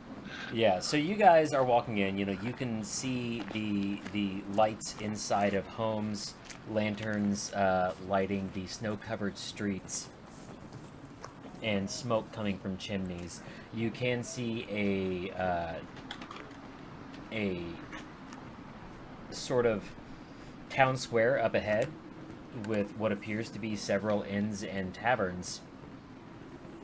As you're walking, though, up on the left of the path, just on the very, very outskirts of town, you see 3 dog sleds, partially packed, dogs in crates, like cages, and you see 3 what look like canvas and wood awnings set up with crates beneath them. One of the dog sleds has a flag on it that bears the mark of a golden paw on a black background.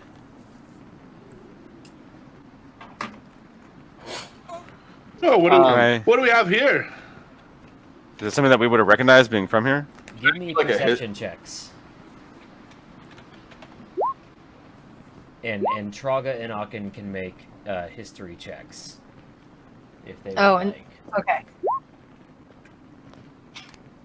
Oof.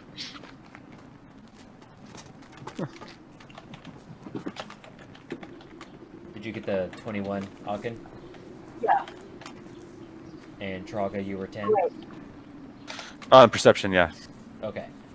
So Auken and Heinrich, as you're passing, will both notice a well-built, early middle-aged man standing by some of the crates.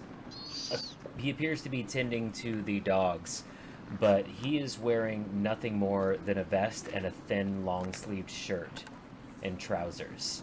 No hood, no coat, nothing. His skin is pale, and his hair is black.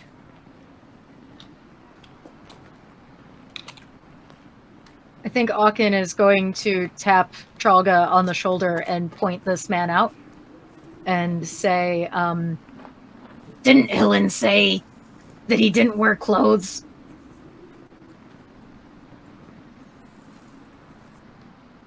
You're muted. Yes, I had remember that. Suffolk, Look at him. strangely comfortable with the cold. What? He'll point at the That man. man must be dying on his feet. And I nudge the others to look over. Yeah, I would kind of nudge at Mick and say, yeah, isn't the guy that we are looking for not? He doesn't wear like furs or anything like that. Hey, there's a madman, that one. Yeah, if I were wearing what he is wearing, my balls would be fucking falling off. Good thing you don't have any anyway. Well, that is very rude for you to assume, and I feel like we will prove it otherwise at a certain point. Yes, I feel my experiences, they go more up into your body. They like shrink away and become very cold and They would freeze. tight. They would feel. Becomes painful from the scrunching of the scrotum. They would freeze so fast it would just completely freeze and fall off. Like a grape. It's not my experience, but all right. It's like a grape from a tree. Maybe it's a racial difference. All right, boyos. Before we start talking about how our balls are bad jacks, how about we go talk to the boyo over there, and maybe that's our man. We introduce ourselves. We don't have to kill him now. But, Yeah, sell him on your deal. Sell him on your deal. You are a traveling merchant of mundanium. What was it? Yeah. Oh, okay. Well, I will find someone to talk to. And I'd like to look around the camp and see who looks to be kind of in charge in terms of who looks to be doing the least amount of work, putting stuff on. There definitely is a figure there, a dwarf, wearing very, very fine, silk-coated, cold weather furs and everything. Basically, like a long silk coat with very ornate design and decoration, with very, very thick furs underneath.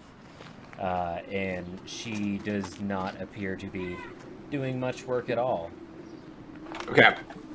Heinrich would approach her and say, "Yeah, hello. My name is Heinrich Von Schatz. I hail from the city of Neverwinter, and I'm here on a trading expedition to set up trade lines between Icewind Dale and Neverwinter. What is your name? You seem to be of high birth and of high stature within the community here, based on your clothing." Well, I'm Trahlga Icewind, owner of the Torg's Traveling Merchants. It's a pleasure to meet you. It is a pleasure to meet you as well. I see that you have quite the profitable company here. You have quite a few men working for you. What mostly do you sell? Oh, I've got many things needed by the people up here. I carry rations, many pelts, many leathers, poisons. Of course, for killing the pests. The pests is what I said. You said bandits first, but then you said... No, I said pests is what I said. Yeah, same thing. Yeah, for sure. Okay, yeah. Sehr gut. And have you, in terms of the furs that you sell, there are furs and then there are furs, so what I mean? The furs that you would sell in the south where, it's very cold and people really like furs for really more fashionable purposes, like this mink that I'm wearing here. Is that something that you would consider,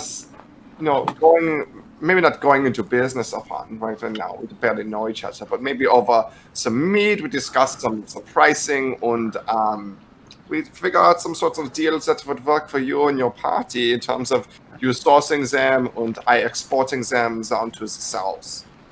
Do you want to give me a perception, or a persuasion or a deception check? I think I would say persuasion. I'm not kidding. Okay.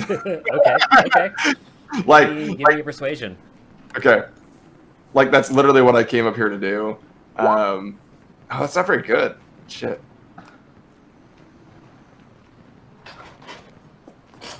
She looks skeptically at you, but sort of wrings her hands together and says, "I suppose it's possible that this could be a profitable enterprise.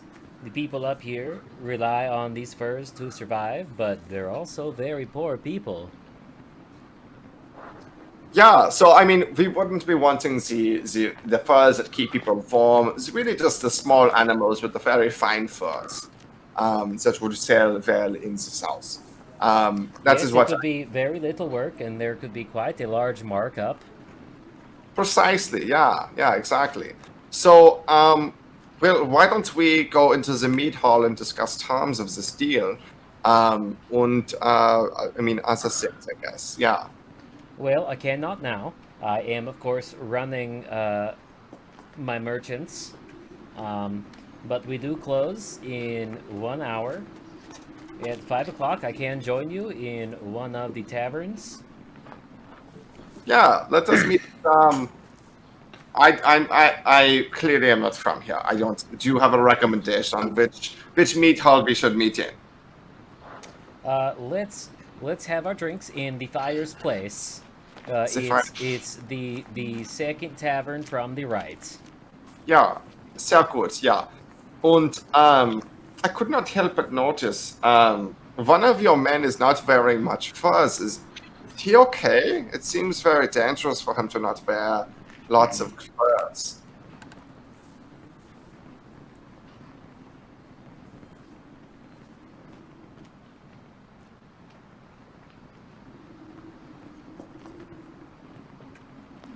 Oh yes, that's just my employee Sefik. He is my bodyguard and helps me run the things and watch the dogs. The dogs like him very much.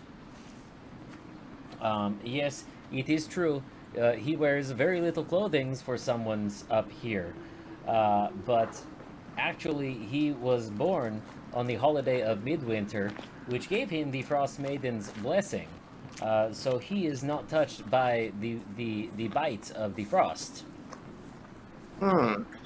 It's very very convenient for him. Yeah. Yeah, very, very convenient. I'm quite jealous.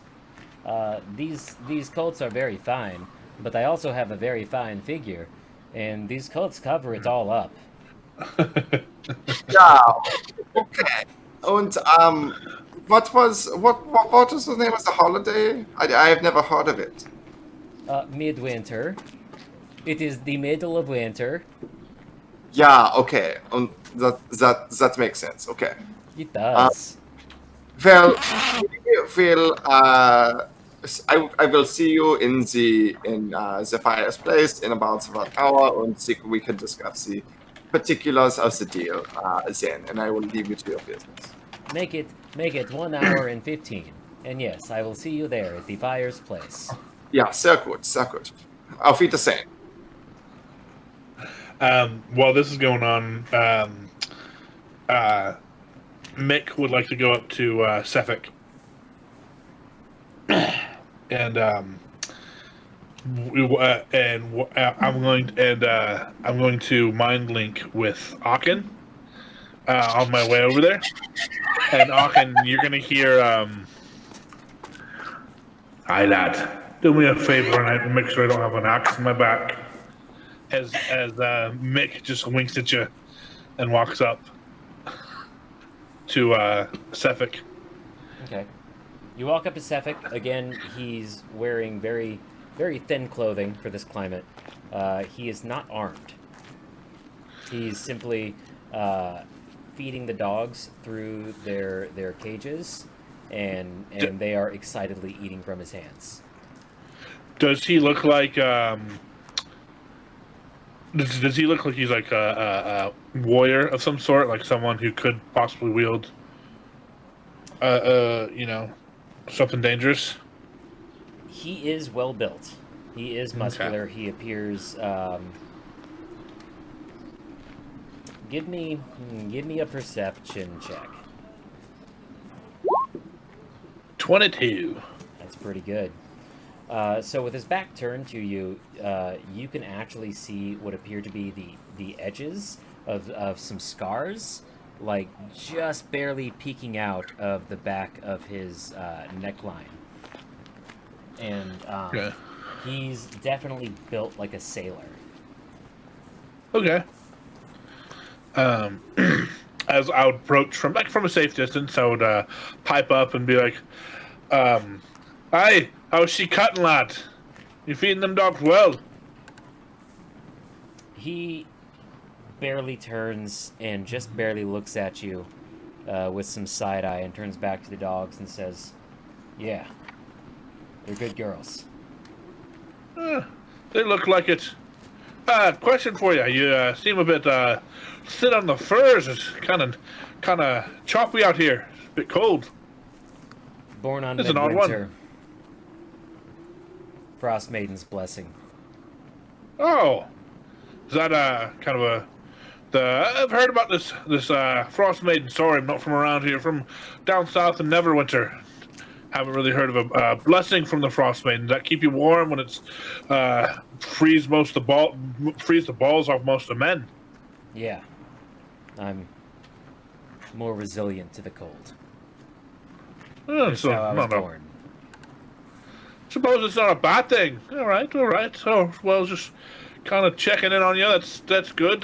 Name's Mick Flanagan O'Santry, bodyguard of my boss Heinrich over there, and just making sure he gets his due and not attacked by any of the savage wolves up here. Already had a few bad run-ins. Well, you're in town now. We'll stay out of town. Oh, that's always a good thing. You got any recommendations for any good meaderies or alehouses in town? They're all good.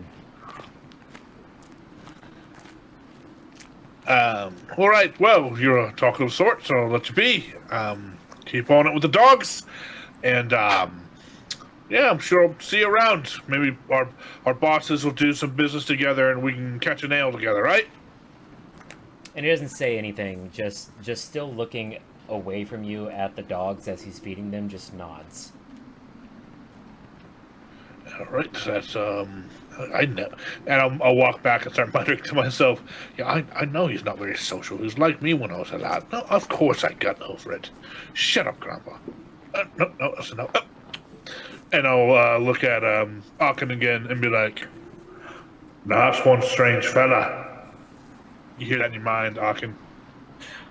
Auken will have drawn his axe the first time you did that. And given you this really, really puzzled look. Like, he absolutely does not understand how or why you did that, but mainly the how. And the second time you do it, he'll kind of raise the axe a little, like he's unsure, and stare at you. I'll give him a little like sexy wink, and walk over by Trahlga. How did you do that? How'd I do what, lad? You spoke in my head. That's a little trick I picked up from my dad. How? I mean, I can't really explain how. It's just always been. Since I was a little boy, just speaking other people's minds. He'll quietly lower his axe again and put it away, but keep an eye on you. It makes for fun pranks when you're in a tavern bar trying to freak out the barmaiden. When they start hearing voices in their head and start screaming, running out, you know the night started. Good to know. Also, it helps me talk to teammates when we're in less than tactical situations and we need to communicate. Makes sense.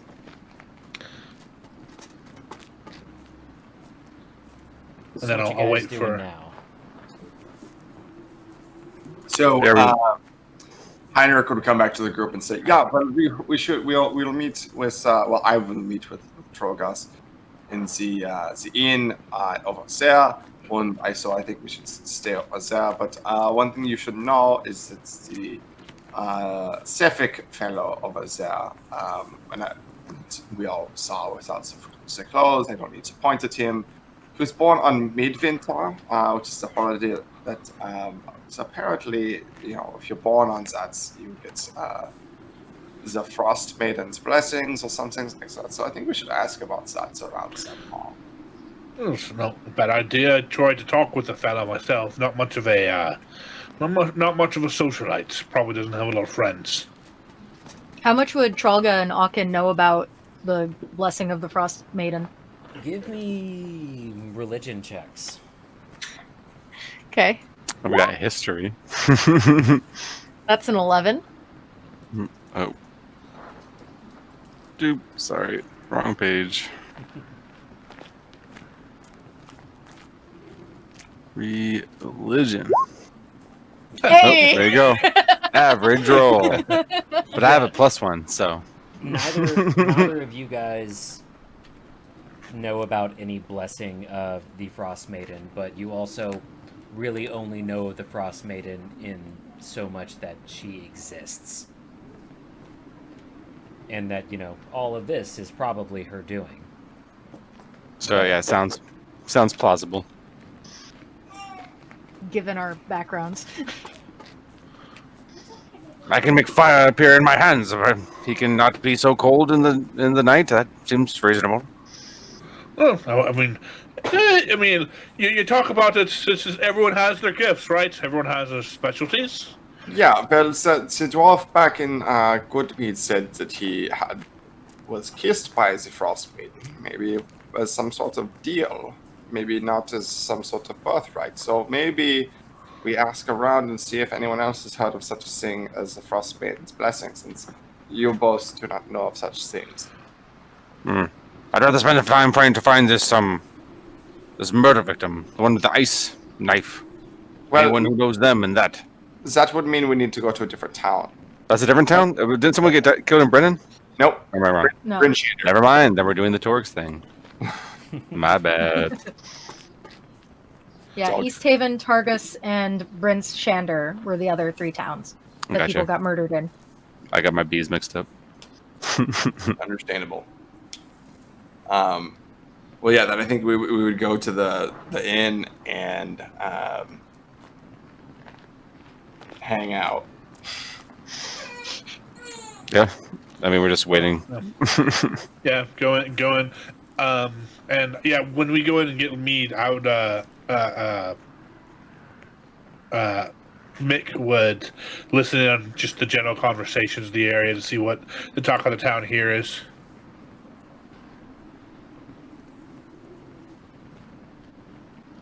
Okay.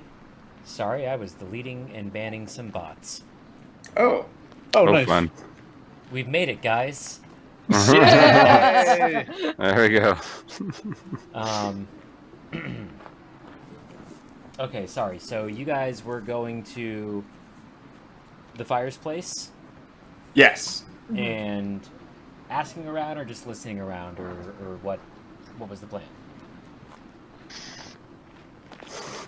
I mean, Trahlga would definitely just be listening because they're not that good at actually talking to people.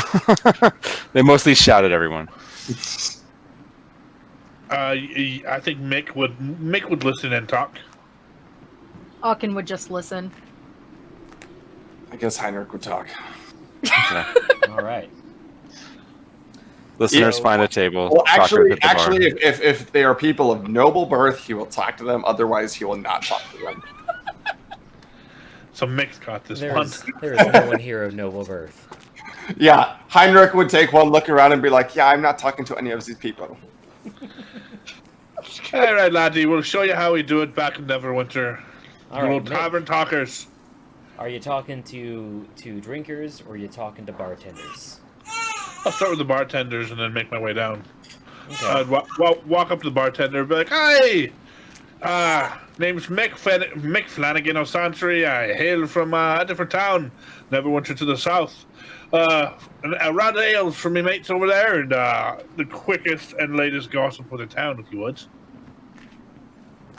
And the half-elf gentleman at the bar just sort of gives you a nod, runs back and grabs some tankards, fills them with ale, puts them in front of you, and says, "Be 4 copper for the ale, Slide him 4 copper.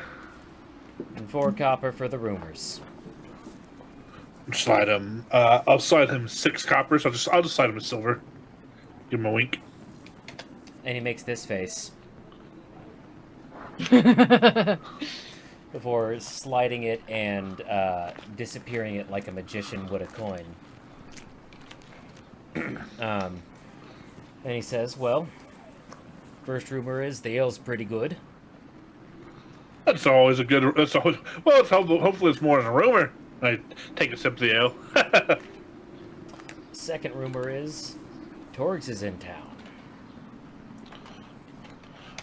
Dorgs, Golden Paw. Am I right? Saw a couple of the fellas out there. Some of the boyos in the Golden Paw logo.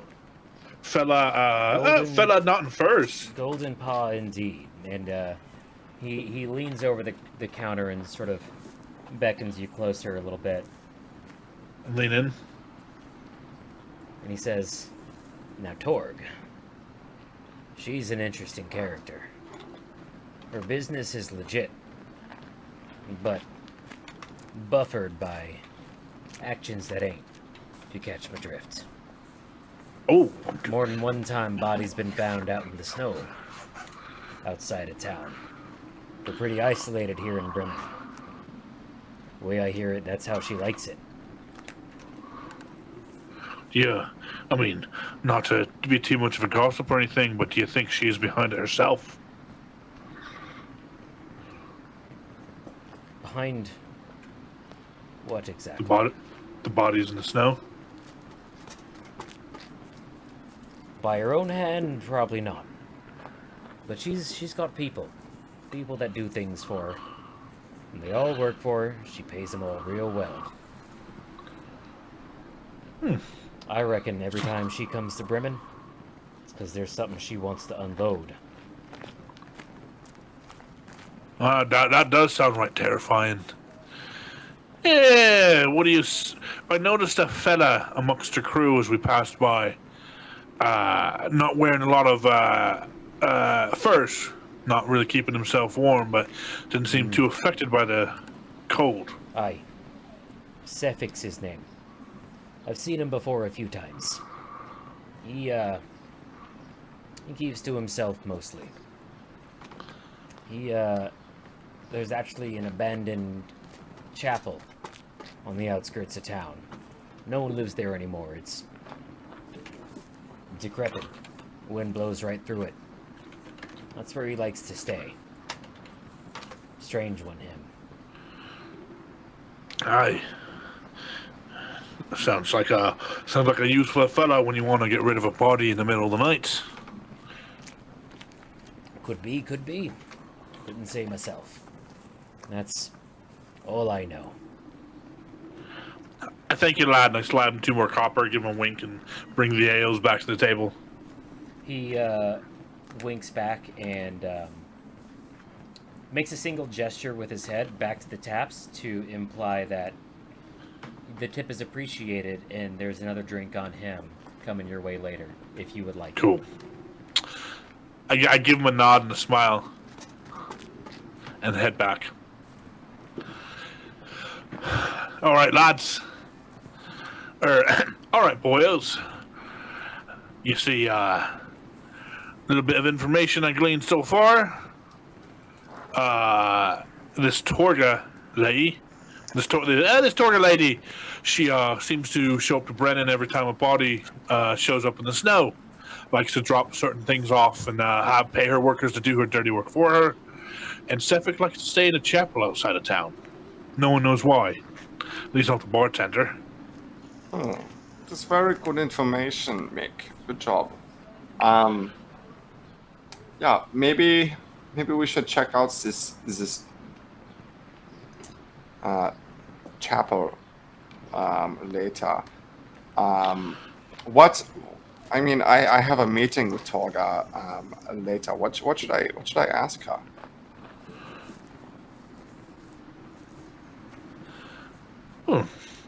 Aside from her regular business, might not be a bad idea to ask her. Well, I don't know. Give her a little. What kind of incentives deal more gold than your typical fur trade? See if she deals with anything illegal, magic items, something for the Frostmaiden, or maybe some of the nobles in 10 towns.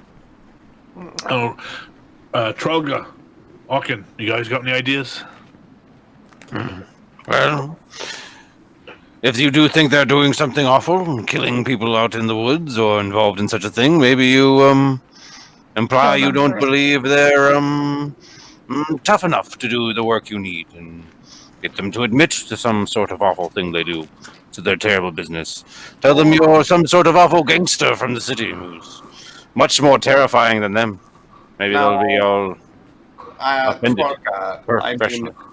Yes, I'm a very tough guy. Yeah, but I mean, do I look like a gangster to you? You look like a city folk, and maybe city gangsters are all thin-skinned and screechy. With pale, soft hands. My favorite is screeching. Skin and scream. No, I don't think that is the line of reasoning to go about that. But I think maybe the line of reasoning, yeah, maybe prove your toughness. What are some feats that you have done? Yes, furs are great, but also what else can you deal with that is maybe not so on the Yes. up and ups? Like ice knives in people. See if they can know about ice knives that go into people. That's what we're here for. Let's not lose focus. Well, Ice knives. Trahlga, my impression of you is that you don't really know how to deal with people. You don't typically ask No, them. we need to stop them from murdering people. That's how you deal with these people. But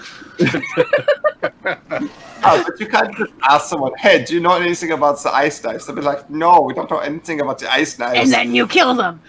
Well, you don't know can't to just do kill it. people without evidence. It's just like... No, we not don't kill how- them without evidence. I agree with that. But you ask them straight out. Do you have an ice knife on you, and may I see it? You don't say, did you kill someone with it? Why would they show Not you an ice stupid. knife? Why would they show that to you? Because they're showing off, just like all the people they killed. Well, I'm going to be perfectly honest, as a former criminal, one who has partaken in the murdering of civilized folk. Yes, we don't do that. It's not something a professional murderer does, in all honesty. Brag about it? You're just doing it right now. Heinrich is just like... It's okay. I had a rough season going in my life, a lot of family drama, and a Mick, girlfriend that possibly wants me dead. I hired you because you are an upstanding citizen. I didn't realize you had this criminal background. I did a whole background check. You must have paid someone a lot of money to erase that. Wow. Well, in all honesty, I just make sure that no one ever knew that I was there. Wow. Do you remember the murder of Lord Sullivan O'Santry? There was a big uproar about it in Neverwinter about 6 months I ago. remember that. Yeah, I might have dated his second daughter for a while.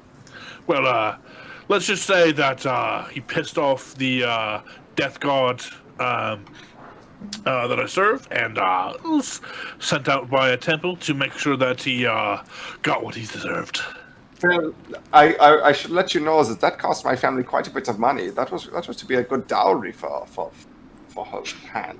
But anyways, I shall ask her about the dealings that may not be on the up and ups, and see what other kind of things that maybe the folks of Icewind Dale need from the south that I can maybe import in exchange for furs and the other thing. So yeah.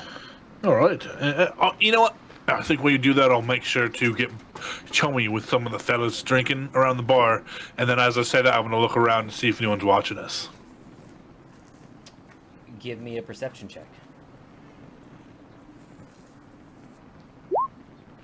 26.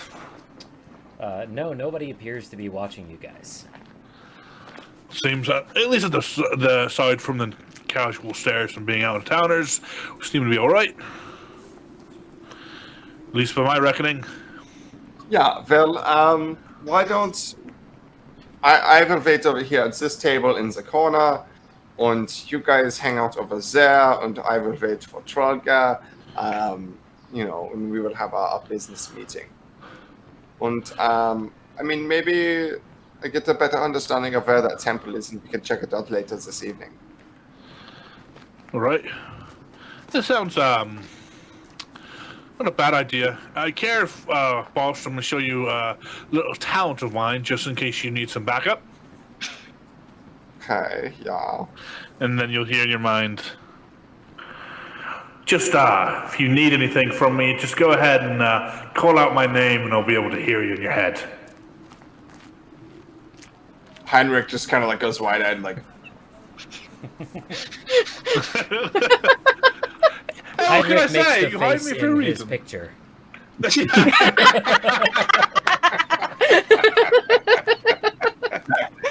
And he goes, "Did you just speak to me in my mind?" Yeah, something like that. Okay. It's creepy, isn't it? I don't. It's very unsettling. Yeah, I don't like Oh, it. can I? Are you what can I always? say? Are you always in there? Because I don't. You don't want to be there all the time. No. It's a little talent I have. I can kind of turn on a communication between us and turn it off most of the time.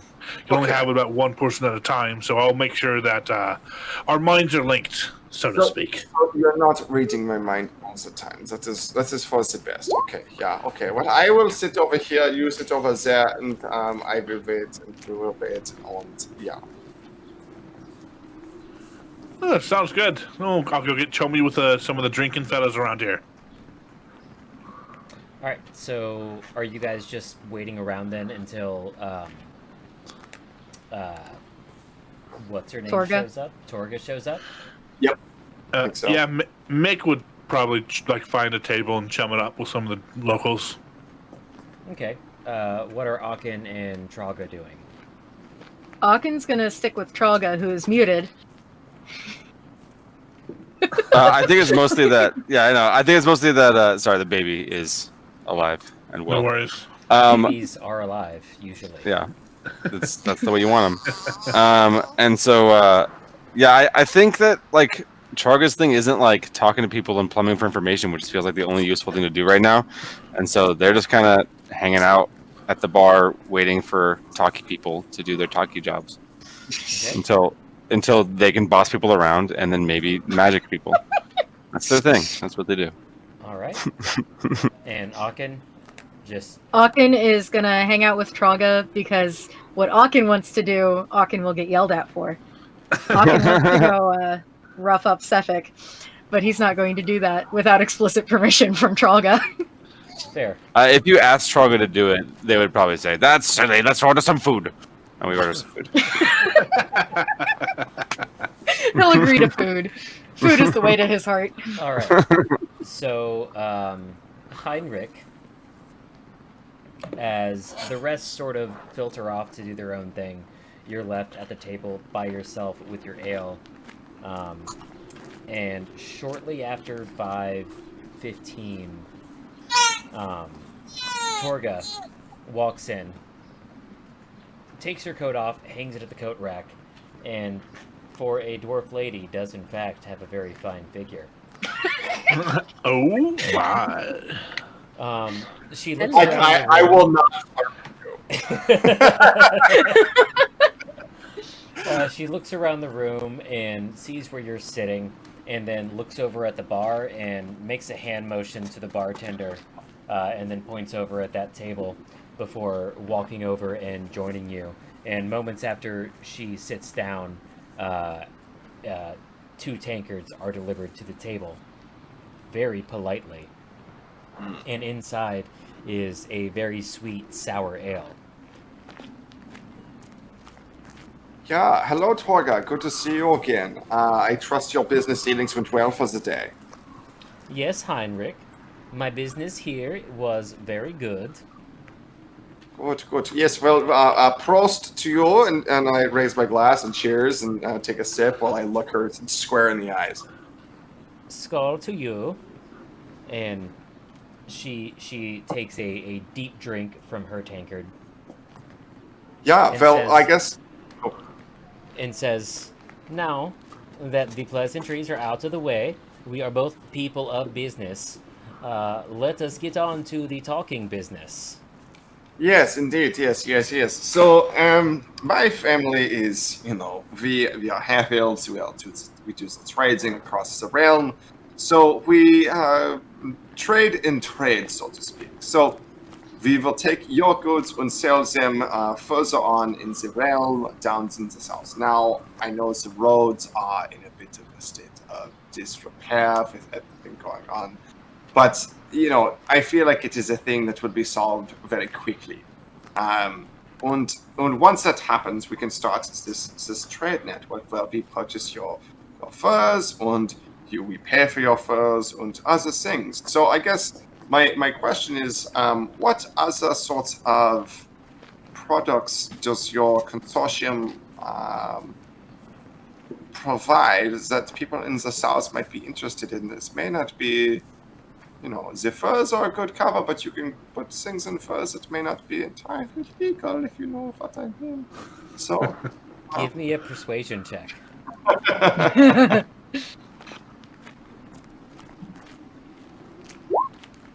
oh, come on! She leans back and takes a sip and says, "Surely I don't know what you mean. I am but a simple fur and poison trader." Damn it! Why can't I be level 3? That would have been a 10. Or it would have been treated as a 10. You're just a simple. Okay, so that's fine. That's fine. Yeah, I don't know what. This is so silly. Why would I say that? It's okay. It's a common mistake that I encounter. What we must truly talk about is the marketing. Sure. Now, we could allocate 20% of our fur and poison trade to you. Yeah. But of course, the cost of transporting it down would be great to you. And many of the profit must come back on us in order to make it worth it for us to part with that allocation. Yeah, well, so here's what I was thinking. So, have you heard of something called wholesale? I believe I am familiar with this term. What we would do is purchase the furs in bulk, en masse, from you. But the small furs that are not so good for keeping people warm, but also they are much better for keeping people looking very fine. And we would buy them in large amounts. And for purchasing them in large amounts, which you could not sell them here in large amounts because the people here are not very wealthy. I think a fair price would be, can I what would, oh my god, I don't even know what a fair price per fur would be. Let's say per 50 pounds, it would normally be 150 gold. Okay. A good deal would be, and that would be at market value, and not at bulk. So the best she could do for you is 110 gold per 50 pounds of fur. And that accounts for a 20% markup on her part to compensate for lost sales in the region. Yeah, so I would be fine with, maybe, let me pull out my ledger here 1 second. It does some quick arithmetic, and he says, "Well, join us next Sunday for more riveting contract negotiations."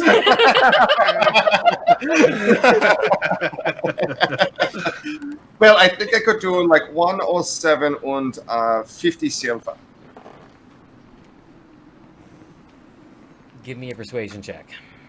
Come on, give me the fucking dice. Roll 20. That's the wrong thing that I rolled. Mother! Oh, yeah, here we go. There it is. Burn that bad roll. There you go. Fixed Ooh, it. baby. And she leans back again and takes another long sip from her tankard, but this time with a more satisfied face, and says, Da, I think this could be a copacetic business relationship. If we shake on it now, we meet tomorrow. I bring papers, you bring papers, we sign papers. Yeah, well, so here's the thing. So in the papers, we need to specify is that once the pass opens up, then we can commence this business deal. Because I can't, I literally do not have the money to purchase the furs, nor the ability to move them south. But once the pass is open, so good. We feel very good. You have my fur. You'll purchase the furs. It's a very good price for us, and we will get very good furs, very good prices for the furs in Neverwinter and Waterdeep. That is tentatively a good deal. However, the pass has not been open for quite some time, and there is no telling when it will be open. I will sign such a contract, but I will commit no allocations of goods until such a time as the pass is open. Yeah, of course, absolutely, yeah, of course. Very well. I meet you here at the end of business day tomorrow. Yeah, so good. And Heinrich sticks out his hand to shake Trahlga's hand. Not Trahlga. That'd be Torga. weird. Yes. Torga reaches out her hand and grips Heinrich's tiny half-elf hand in her large, sturdy dwarven hand, and grips just a little bit too hard and shakes just a little bit too violently, and then smiles and nods, finishes her drinks, and walks away with a happy expression. So good, yeah. And she walks back to the door and puts her coat back on and takes off again. All right. I'll go back to the group and say, well, I negotiated a very good deal for me, but I did not get a whole lot of information about any other dealings. She did not seem too forthright with her maybe less than legal dealings. But I think we should maybe set up some sort of surveillance on this chapel. Well, I suppose before we head off to bed tonight, supposing that Torga's already here, Stifik's probably already taken his leave to the chapel, we can go explore it tonight. Probably wouldn't be a bad idea. Maybe perhaps prevent another murder from going on. If you follow my drift, boss. Yeah, of course. Yeah. I haven't been around you so long, I'm starting to talk like you. I'm saying yeah instead of yeah. Well, I have a skin by off on people, it's just my personality is contagious, I guess. I don't know. Well, pretty soon people can be referring to all of us as the boys. Huh? Ain't that bad thing. I mean, some of my mates, who I'm sure will be talking about how my speech is gammied up, but how things go, suppose. All right? Nah. Auken just shakes his head at that. Hey, what's wrong? They talk Auken? very Everyone strangely. do. I do not talk very strangely. You So both Yes, talk you very do. strangely. Very strangely. We This is also normal. want to talk strangely. You talk very strangely. You sound Yeah. What was your accent? I smoke too much and I drink too much. You know, that's fair. That's actually fair. You know, you're probably pretty good looking in your prime. I'm probably pretty good looking right now if I dared to show you any. Would blind you with the glory of the natural growth. You know, I'm just gonna keep. Greg. Trahlga, Not for any amount of money, Heinrich. Not for any amount of money. Nein. I don't want to pay you to see this. I have but a simple question. Yeah, and I hope this doesn't come off as pompous or arrogant. But what are you? What are you? I am a half elf. Gross. I'm a half orc.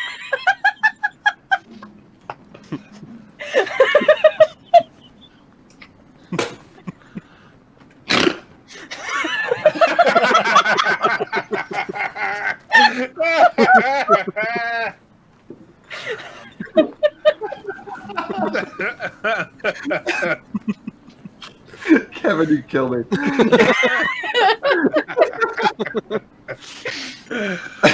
Classic.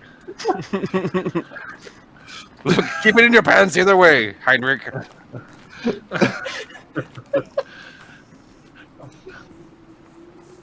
So what's the plan, Hi. guys? Hey, boys.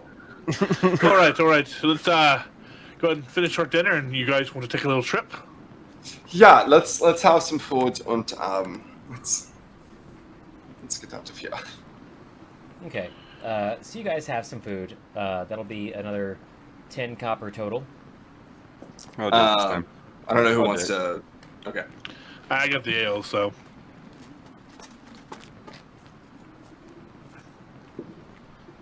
And then, yeah, you guys are well fed and ready to head out back into the cold to check out this abandoned chapel that Sefik apparently likes to shelter in.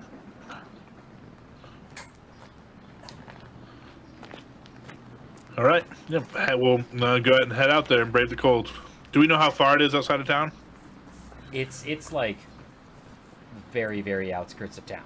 It's Okay. right there, basically. Okay. It's maybe, I'd say probably a 30-minute walk through town. Okay. Yeah. Make our way out there. Okay. I'm gonna keep an eye out and make sure we're not followed. Okay. Best you can tell, you're not being followed. But as you approach the chapel, and you can see it off in the darkness, it is beyond the street lanterns of Bremen proper, but you can just barely make out its shape against the night sky. Everybody give me perception checks as you are approaching. Ah, son of a. Twinsies. Oh, +6 too. I'm supposed to be an expert.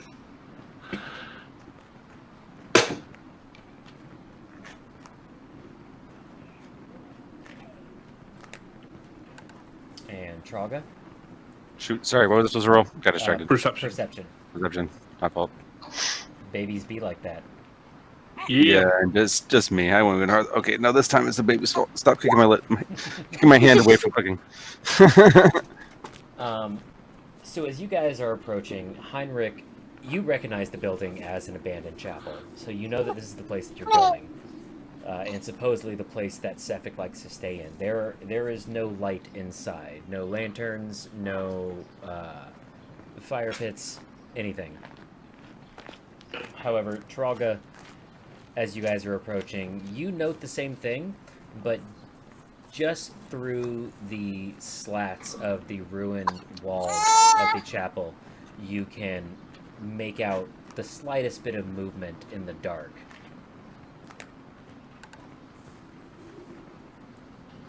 And I what appeared point. to be, I put my hand on Auken's like shoulder and point in that direction.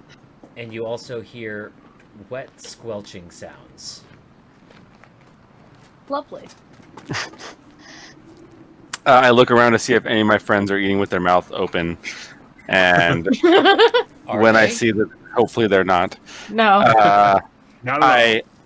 I kind of stop each of them, and kind of gesture to each of them to spread out a bit, and I take a couple of steps back, and I push the ones who are martially armed forward. I'm gonna go to stealth. Auken Try to will hide. Give me a stealth roll. step forward. Do I get advantage on that as a rogue? Is that a standard thing or no? No, you would I don't think get so. your proficiency and Okay. ability score. Yeah. So- Okay. 8. Two Yeah, twos in and a row. You're not used to the snowshoes yet, and you're like trying to stealth, and just every step is just crunch, crunch, crunch. Yeah, and Auken will step forward, and he doesn't care about the stealth, so... Okay, so you guys approach the opening of the chapel. There is no door. Cool. 1 second here.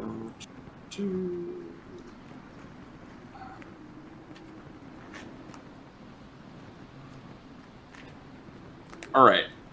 I am just going to when we kind of reach the door, I'm just going to point at a kind of central-ish area of the chapel and cast sleep. So,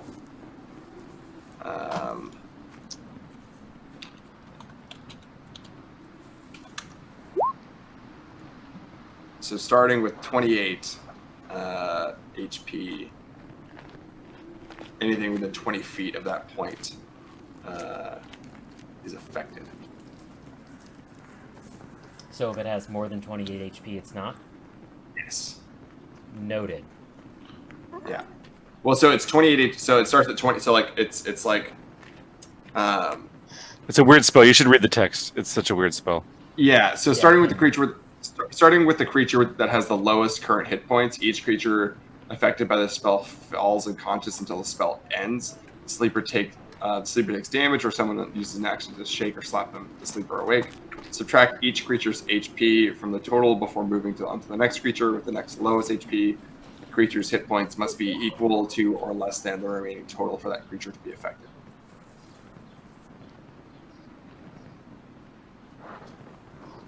I'll put it in chat. I had the same reaction. Graves. It's one of the weirdest Yeah, spells. No, it's never how everyone thinks it works. So essentially, how it is you start with the lowest HP creature, Okay. and if it's under 28, minus whatever its HP is, and then whatever you have left, you kind of go up the chain. Yeah. Okay, yeah, so it doesn't do anything. Oh, okay. As you approach, you can see him inside. He actually has hung from the rafters what appears to be a reindeer's carcass that he is field stripping.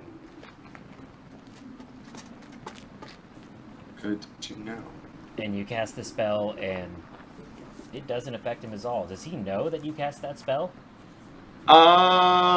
It has a verbal, somatic, and material component. So I would have said it from outside, from like basically as far away as I could. So I don't know if he could. It would probably be a perception check to hear it. Yeah, he does not appear to respond or react to the spell being cast in any way. And it certainly does not take effect. Okay. Well, that didn't work. But so that was my first move, was to try to put him to sleep. But I don't. I thought we weren't attacking an innocent man. Well, I wasn't attacking him. I wanted to put him to sleep. We don't know if he's innocent either. Well, if we put him to sleep, we can tie him up and have answer questions. So I say, maybe what is our plan of attack here? He's already in there. I wasn't expecting that. I wasn't prepared for us to attack him. I thought we were trying to discover something about him. Why don't we just speak to the man? Well, what do you want Not to really, say? not really social. I'm not gonna be honest. Well, then we either attack this man with very little evidence, or we Well, talk to someone who's bad at talking. How about we just stand back and watch? what should we say to him? We want to talk to him. I don't know. But what's with all the dead bodies everywhere? It's You just know who dead iced deer. these people? Something like that. It was just dead deer. Here. We don't have anything to connect him to the More body. a general idea. Maybe he knows. This is an accusation. He's a man who knows things. He's well connected. Oh, maybe He's stabby. Okay, maybe it's this. Maybe you say something about how you are my spiritual guide. You took me to this chapel for me to pray, and we are surprised to see someone like you here. What are you doing here? Something along those lines. What do you think, Trahlga? Crazy spirit stuff. I've got it. And I start walking into the chapel. Fantastic. I start following Trahlga. I'm going to hide. He Auken heard is that not last going bit to of hide. conversation. As you start walking up, he turns around, and he's got a hunting knife in his hand, and he just throws it at the ground as it flings downward and sticks point first into the rotted wooden floorboards, and simply crosses his bloodied hands and faces you as you approach. And we will take another quick bio break right there. Perfect. Great. Once again, thank you all for joining us. We will be right back.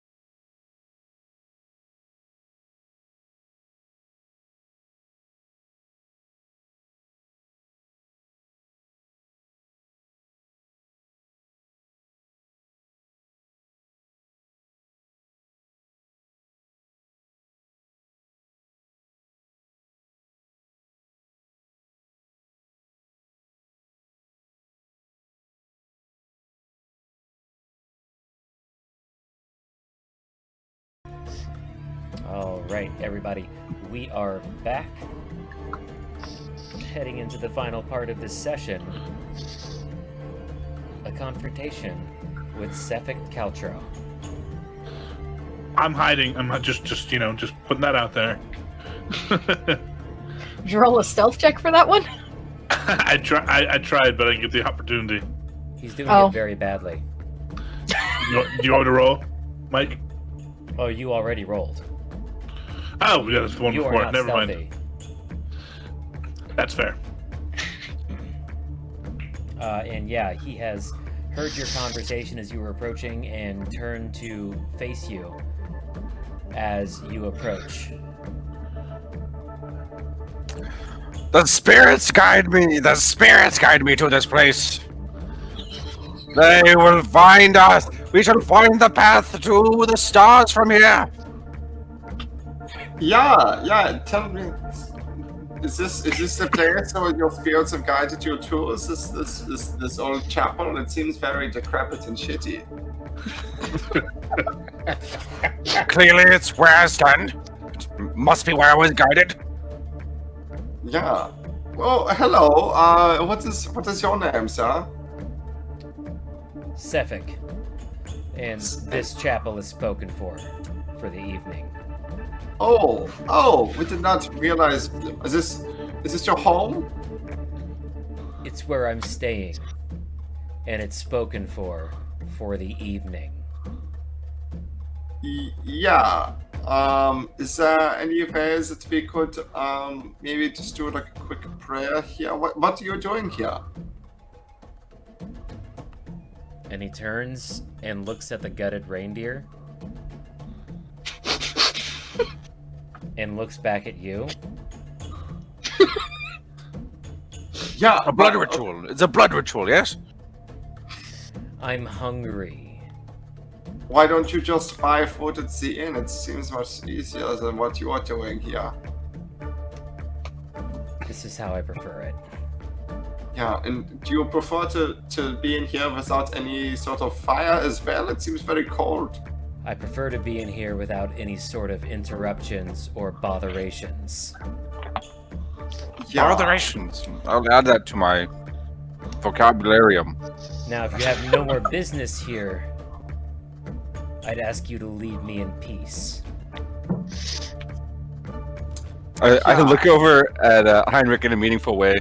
I think you know that Trahlga is about to try the direct approach. Heinrich looks at you and goes, I guess I can't stop you.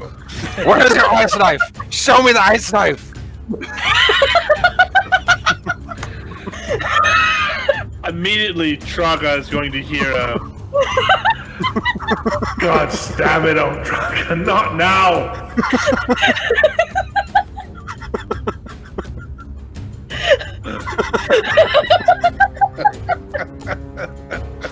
That's fine. That's fine.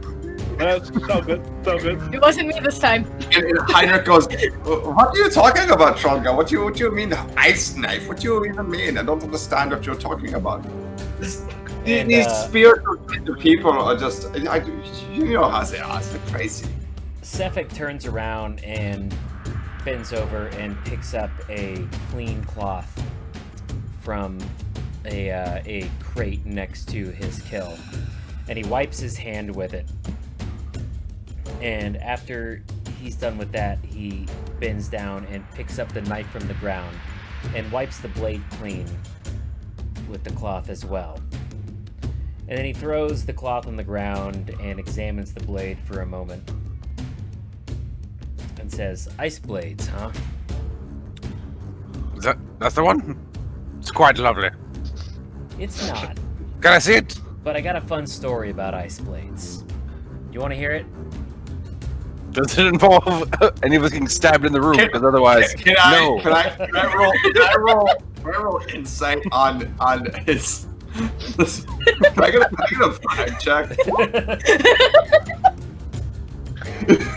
That is a vibe check. That's a vibe check. How do I put this? Roll for initiative. No.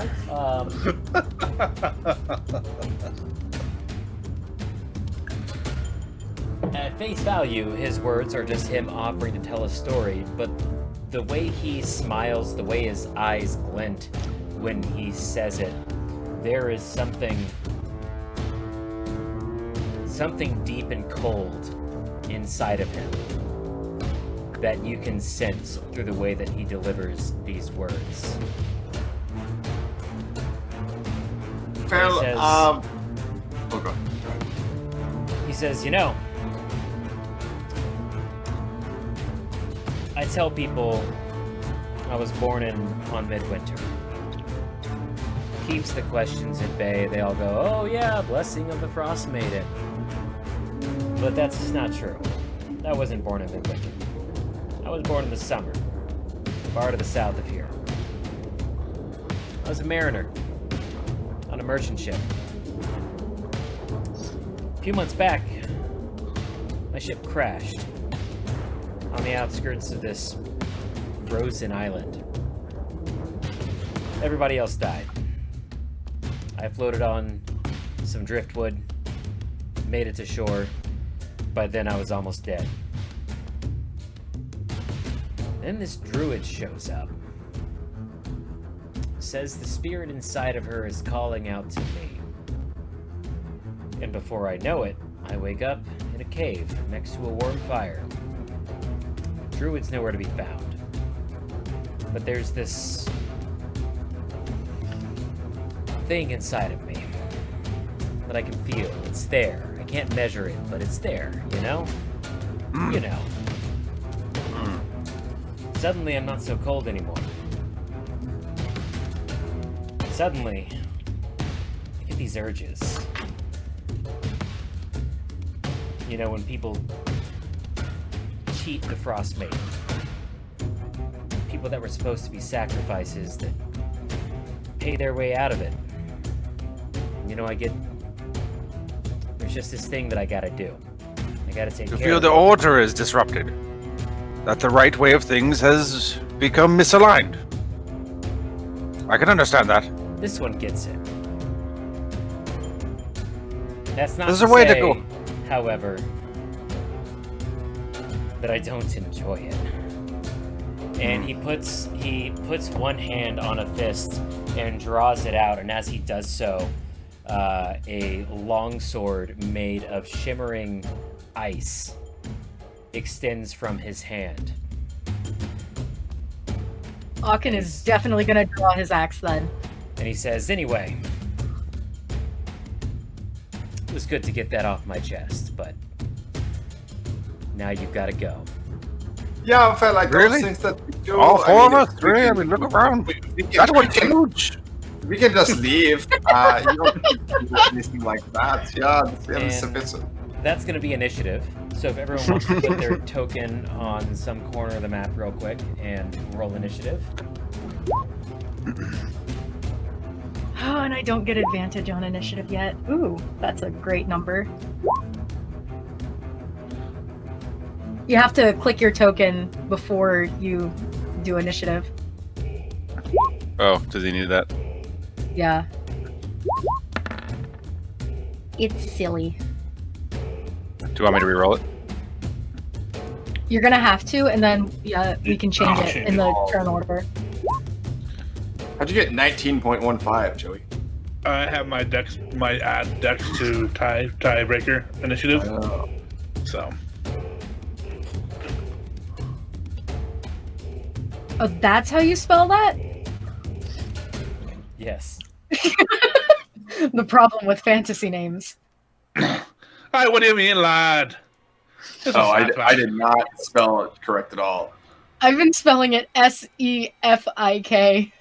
I spelled it Sephic. I spelled it Sefic. Yeah, same. I was close on Caltro though.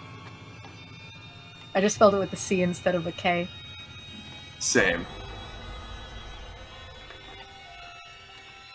How? Mick, how did you get a 19.15 for initiative? I set my dex to tiebreaker, so it's a 19. The 0.15 is my dex. So that way, if I roll the same as someone else, it'll automatically place me around them. Yeah, it orders it. That's interesting. Yeah. So fun fact, rules as written, Dex bonus does not decide who goes first on a same initiative, except for enemy units. Haha. I can turn it off. Boom, turned off. Either way, we're going to start with Mick in this Theater of the Mind combat sequence. And also, if you want to move the turn order on the thing, on the stream, you can't really see it. Oh. How's that? I guess we'll see in a moment. You need to do it on the other screen. Oh, I do. That's a whole different window. I got you.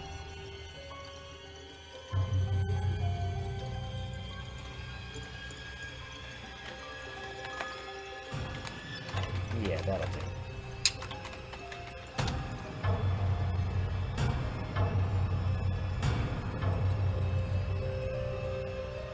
Alright. So, Mick, we start with you. Mick's gonna pull out his short sword and run at the guy and take his attack with the short sword. Okay. He's adjacent to us, right? So.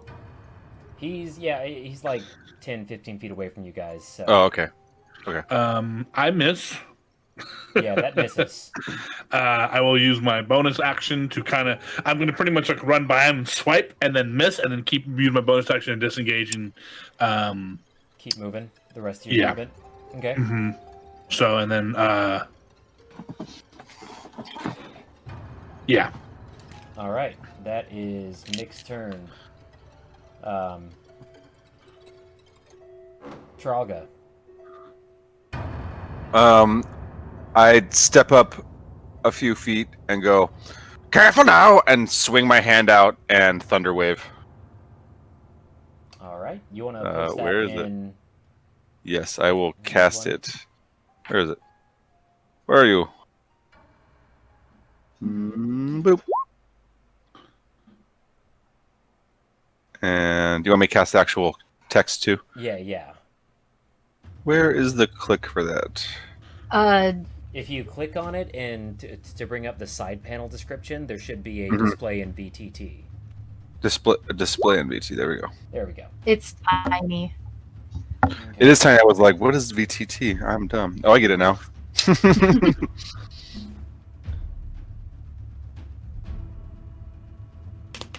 Virtual tabletop.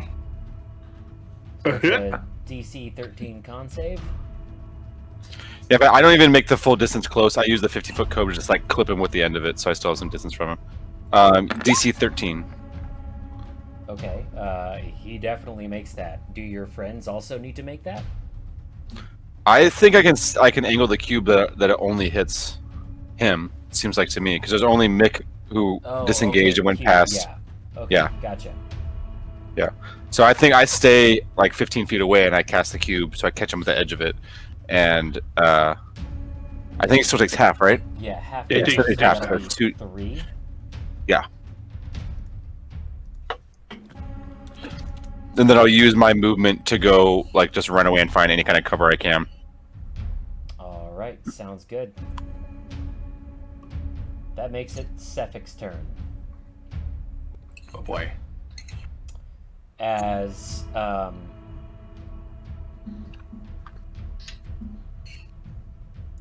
Mick goes in and tries to hit him and then runs away, Mick takes the swipe, realizes that he misses and goes to turn away, and about 15 feet away, as he looks ahead of him, he sees there's a little bit of black smoke in the air, and Sephic Caltro is standing in front of him as he's just misty stepped directly into his path. Hello. I wasn't really expected. Right between.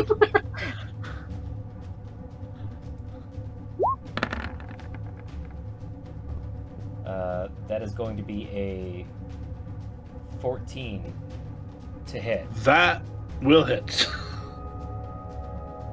Level 2. Level 2. Level 2. Level 2 of chapters. Level 2. Okay. Oh, Oof. you take 4 whole damage from Wow. that nat 1 damage roll. But he's coming back at you with the dagger in his other hand. And that's going to be another 14 to hit. Yep, that hits.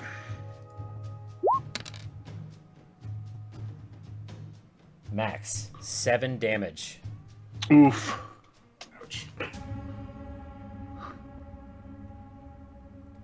And that's going to be his turn.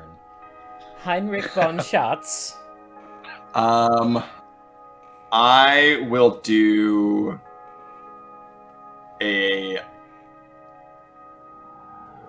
I'll be like,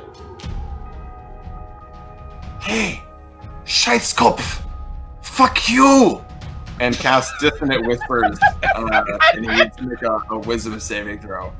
Okay. That's my Dissonant Whisper. Scheißkopf. You don't have a gift 8. for that? I do have a gift for that. He failed. An He 8. failed with an 8. Thanks. I will. Let me post the gift in chat because it's a good gift. So that is 12 psychic damage, and he needs to use its reaction, if available, to move as far as its speed allows away from me. So he needs to move 30 feet away from essentially Mick. Okay. He doesn't move a full 30 feet. He moves about another 10 feet before he runs into a wall. Okay. But then And he then just sort of like presses himself up against it. And I will move at my speed away All right. towards out of the chapel. Is that your turn? That is my turn. Okay. Auken, he is So- 25 feet away. Actually, I will. 25? Okay. Sorry, I want to do a bonus action. Sorry, I want to because I have bardic things to do. Specifically, where is bardic inspiration? I would like to use my bardic inspiration on.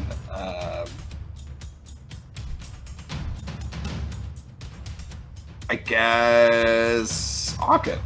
Yeah. Okay. And Alright. what? That's What a plus is 4 the- to attack rolls. It's a 1d6. Oh, 1d6? Okay. So it's an ability check, attack roll, or saving throw. Okay. You can add it after seeing the roll, but before knowing the outcome. Okay. Okay. So, yeah, Auken, he is 25 feet away from you, pressed up against the wall. So d6? Yes. Okay. So you can do it after seeing the roll. I'll do it before. Is he But like pressing first- himself against the wall, like walking against it, like an No, NPC he against looks a? like he's like pressed up against it. He's got the ice longsword in one Oh hand yeah. and the dagger in the other hand. And like they're both sort of raised up a little bit defensively, but he's mostly pressed up against the wall in his compulsion to flee from Heinrich. Okay. So first off, bonus action rage. Secondly, I'm going to use that 25 feet of movement to get as close to him as possible. Roll this bardic inspo, so add 2 to 22. So 24 to hit. That's gonna hit. So that's 14 damage there. Nice. Okay. And that is Auken's turn. All right. We're back to Nick. Mick. Why'd you go and do that for, you bastard? And he's gonna move. He's going to move about. Let me check the range on this. About 30 feet, like into probably about. He can like move through like the doorway, out the other way, away from the guy, and he I'm gonna sheathe my short sword and use my bonus action to pull out my short bow. and then I'm going to I'll move. Well, how far is the door from me? From where I was? About 30 feet. About 30 feet. So you can make it. Okay, yeah. So I'm pretty much gonna go to the door. I'm gonna turn around and go. You're just a daft bastard. Here I was trying to be friends, and I'm gonna short bow attack. Ooh. And miss with a 9. You are going to miss. That gif is accurate. Yeah. and then, bloody hell. Hey, Auken, go ahead and fuck him up for me. That hurts. Can do. All right, That'll be my turn. That's Mick's turn. Are you still in the doorway, or did you duck behind the? If I can, I'm gonna duck behind cover. Okay. Trying to hide from the guy. Trahlga. You are You're muted. Sorry. Did Mick get hurt? Yes, Yes. severely. Badly. Severely? Severely? Okay. I'm going to rush over and place my hands on him and cast Cure Wounds. All right. Ooh. Nice. Nice. Yes. Thank you, Trahlga. Yeah, really thank you. I can't have him dying on me quite yet. He's a very bad man. Smash him in his face. That sounds like a good plan. Just better stay away from that ice sword. That hurts. All right. Anything else for Trahlga? If I have any movement left, I would kind of move a little way just to make some space, but that's it. Okay. Oh, I can bonus action cast Hunter's Mark on him. I'm gonna already cast a spell. Never mind. I'm good. All right. JK, lol. That's Trahlga's turn. We're moving on to Sefik again. And Sefik, seeing the rogue rush out, shoot an arrow at him, miss, duck behind cover, and then seeing the half-orc run out and cast a spell to heal him, is going to flip the blade of that dagger so that he's holding it by the edge of the blade and just do a quick toss directly at Trahlga. 11 to hit. Nope, does not hit. 14. All right. So the dagger whistles right past Trahlga's head and buries itself in the wall of the chapel as he brings up the ice longsword and strikes at Auken with it. Bring it. 23. That hits, but Weird. it's ice damage, right? It's cold damage. It is cold damage. I have resistance. Nice. Oh, wait, no, hold on. It's... Okay. Yeah, it's probably I split up. Right? miscalculated that original hit. You're good. welcome. Thank you. You're welcome. Oh, Rogue got one shot. Damn it. So it is 10 slashing damage Okay. and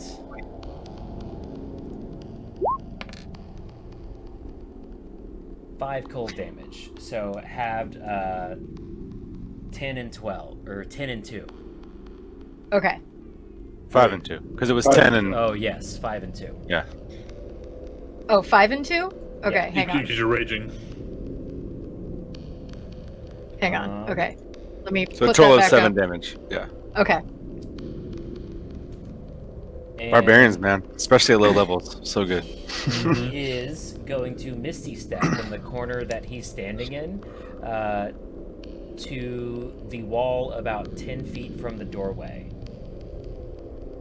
And that's going to be his turn.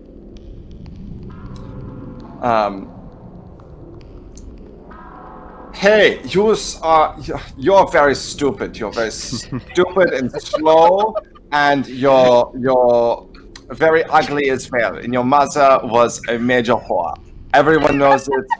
She was really what they call the town bicycle. And I cast vicious mockery on him. And I need him to do a wisdom saving throw for me. Okay. 10. You're good. So he takes 2 psychic damage and he has disadvantage on his next attack. So, and then I yell at Auken. I say, Auken, hit him very hard and recklessly. I'm working on it. And I run further away. Just kind of like as like embarrassingly someone could run as possible. Valid. Yeah. Valid. Knees and elbows pointed inwards. Yeah. All right. Auken, that's your turn. He is across the room now, another 30 feet from you. Yeah, we are. Okay, he's 30 feet away? Yeah. Yeah, okay, I can make that. We're gonna do that, and then. Where's the button so I don't have to click it twice? Because he cannot misty step more than 30 feet away from you. There's the button. I'm going to recklessly attack him. Muffin. Recklessly. Does a 17 hit? It most certainly do. Then that is a 17 on damage as well. Yeah. And he has advantage on me next turn. Except he has disadvantage, so now it's equal. Because of vicious mockery. Perfect. Very nice. Very nice. Okay. Perfect. He is bloodied. Good. That's it for Auken. I can't really do anything else. What we like to call synergy, my friends. Mick, I can look at him like, step out from the doorway and go, can't believe you're standing up after that, buddy. And here I just wanted to be friends. And I'm going to do another short bow attack. Come on, baby. Jesus. Shit. Man. What should I say? That was- Jesus. Jesus. Poor Mick. Yeah, and I'm like, Mick's not having a great time, guys. No. Everybody, hell, can I man. please get an F in chat for Mick? I want an F in chat for Mick.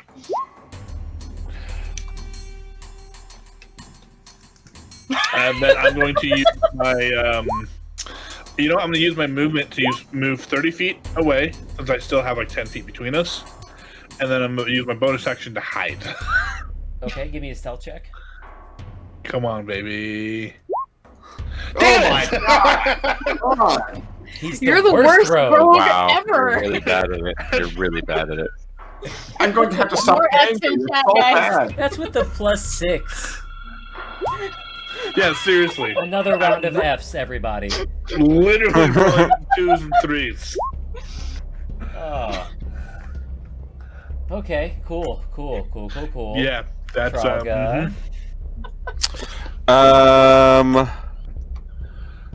So I'm trying to decide what are things that are reasonable for Trahlga to be around, and I think this is perfect. Trahlga turns on the guy and goes, "Throw a dagger at me, will ya?" And she jumps up into the air, and her legs and arms split in half and twine crazily as she turns into a giant wolf spider. And I'm ending this game right now.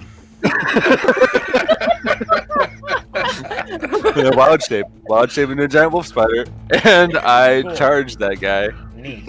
I'm super into giant spiders. I'm not gonna lie. I'm kind of aroused. You were Heinrich. I didn't hear an accent. Okay, so you're a giant spider now. What was that, your bonus action? Yeah, my bonus action to transform, and so I run forward, I'm pretty sure, and I run forward and attack this dude with my bite attack, which is apparently a +3. So should I just roll a d20 and... Can I guess that thing's you- I think, no, I can roll a thing. I can Yeah, roll a thing. Here we go. You should be able to roll off the thing. Oh, well, that's... animal handling. Oh, wait. Well, but yeah, but that... So I can actually transform and do that stuff in this? You How do I should do have that? The, If you go into stat block. extras, and if you hit Extras. manage extras, you can add an extra for wild shapes and Ah. roll from there. I thought druids had like a separate page for animals. I have not made a singular druid in I have Beyond not 20. seen D&D that Beyond. actions. Well, either way, that's actions. d20 plus 3 that you rolled. And Yeah, an that's 11 that. to That hit. would be the roll. So Yeah, that 11 to does not hit, and that does not hit. Yep. And yeah, that's my turn. Okay. Cephic's turn. I'll try and break that up.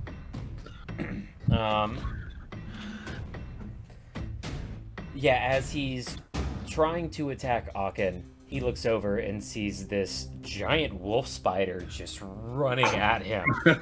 And ducks out of the way and takes a quick swipe at Auken. Straight roll for that. Yep. Yep. And that's going to be a 10 to hit. And that does not Miss hit. it. He is going to turn around and take a swipe at the giant spider now attacking him as well. And that's going to be a 19. That hits. Weird. Well, it's not an eldritch giant spider, you guys. So that's going to be 4 slashing damage. Okay. Still alive as a wolf spider. And 4 cold damage. Still alive as a wolf spider. So I have 3 hit points left. Crazy. Badly beaten wolf spider just iced up and slashed open the big icy wound, staggering around. And bonus action, he is, after taking this swipe at you, he's going to sort of in desperation look over at the doorway and Misty Step one more time outside of the building. Now, Auken and Trahlga, give me perception checks.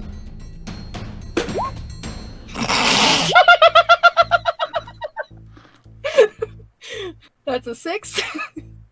Trahlga, just before he, like as he was looking over, just before he disappeared, you noticed that there was a wound on his neck and shoulder that Auken had left.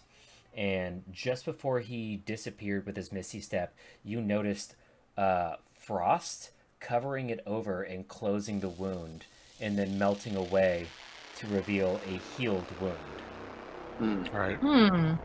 And he is now outside of the building with his eyes on Mick. Heinrich, Yeah, he would that's your be. turn.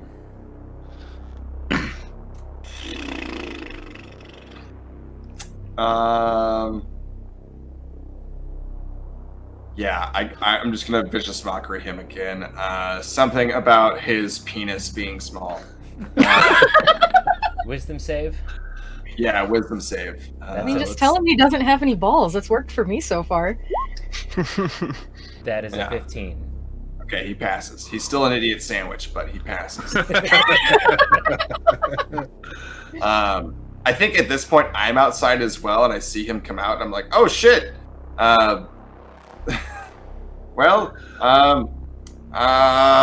hey, Mick, do better. Do much better. And I inspire Mick with my inspiring words of do better. I feel Don't be inspired. sorry, just be better.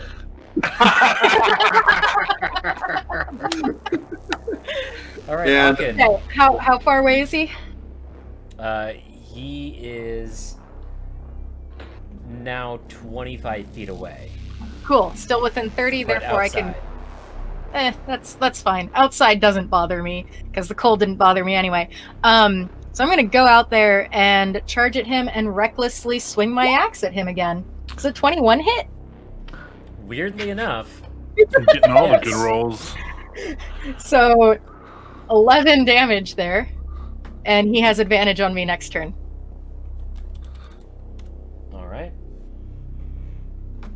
He is still bloodied. Is that Auken's turn? That's Auken's turn. That's all I can do. Mick, what you got for us, Mick? Oh, for the love of God, just please More hit the F than thing. that. Come on. So I'm going to roll my inspiration.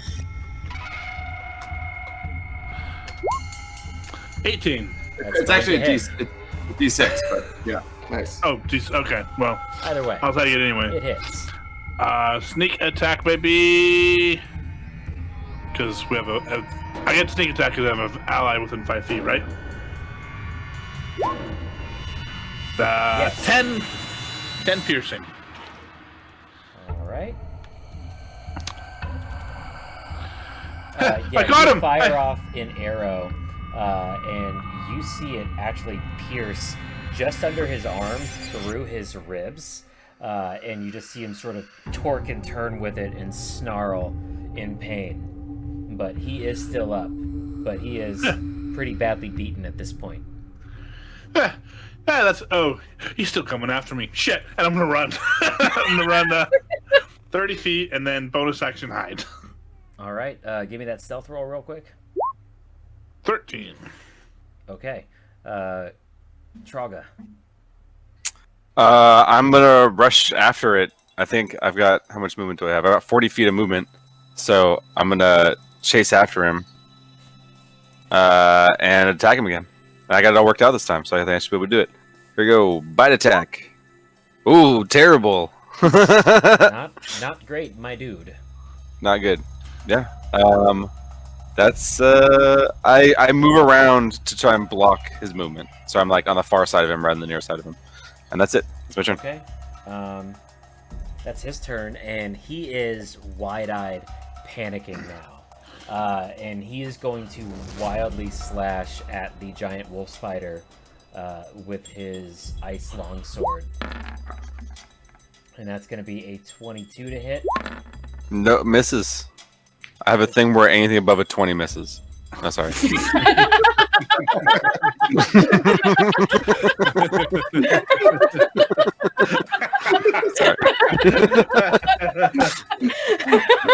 It's DM armor. I have a thing. And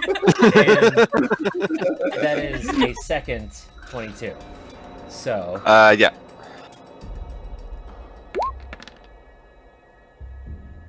that is going to be 15 slashing damage.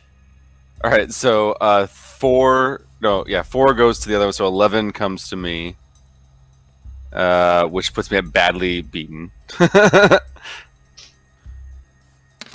And 10 cold damage. Yeah, I'm down. Oh no!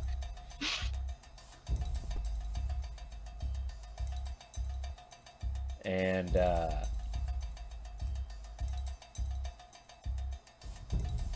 yeah, he's panicking. He's just gonna try and run away at this point. So he's going to break melee with Auken. So Auken gets an attack of opportunity on him. Okay, let me turn off. Okay, I did turn that off. There's another 22 hit. That is going to hit. That is 6 damage. Okay, that's not quite enough. Ugh. He gets about 20 feet away, Okay. and it's Heinrich's turn. I will now cast sleep. Again. Yes. It's actually, I like this a lot. Do I I still think get it's to kill wildly him? sensible. Heinrich, do I still get to kill him? So, if he has 18 or fewer hit points, he's asleep. He's got 5 hit points. He's like running. He's like mid sprint, and you cast this spell, and he just I know, fall damage, right? face plants into the snow. And I'm like, now get him good. He's asleep now. Stab him right in the neck. Kill him. I'm gonna do so much worse than that. That's my turn. Okay. I'm Auken. going for overkill here. I'm gonna run up to him. He is literally asleep. You don't have to roll for this. It is an automatic critical hit. How do you Right. want to do this? As I said, I'm going to go unconscious, or I'd be overkill. stopping her. Or stopping him. Well, sorry, Trahlga. Yeah, no, Auken's gonna go for like straight up sever this guy in complete half, straight through the midsection with his great axe, just straight down the middle. To shreds, you say? Yes. All right, yeah, no. Auken walks up with his axe and just lifts it high over his head, over the sleeping body of Cephik, and just brings it down and slices him in twain. Blood pours out over the snow beneath him, but does not travel far. And you actually witness crystals of ice growing from his blood instead of spreading out farther into the snow. And there is a faint sparkle of energy in those crystals, but as the blood spills, it fades away and goes dark. Mick would, as soon as he gets up, probably seeing Trahlga go down, he'd run over there and try to stabilize her and go, "Oh, please, someone has some kind of healing spell or something." I don't know any magic. I'm kind of out of spells, but I can do my best to try and heal this and stabilize them. Let me do this. How do you say it's a medicine check? I medicine check. Yeah.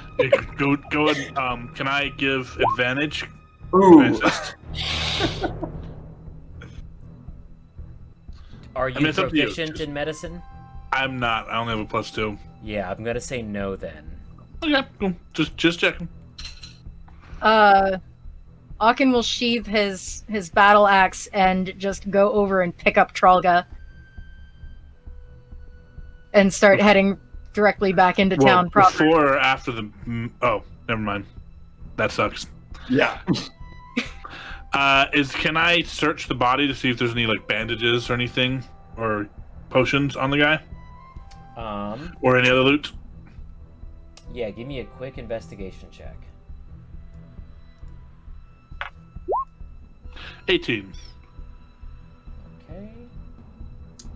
One moment.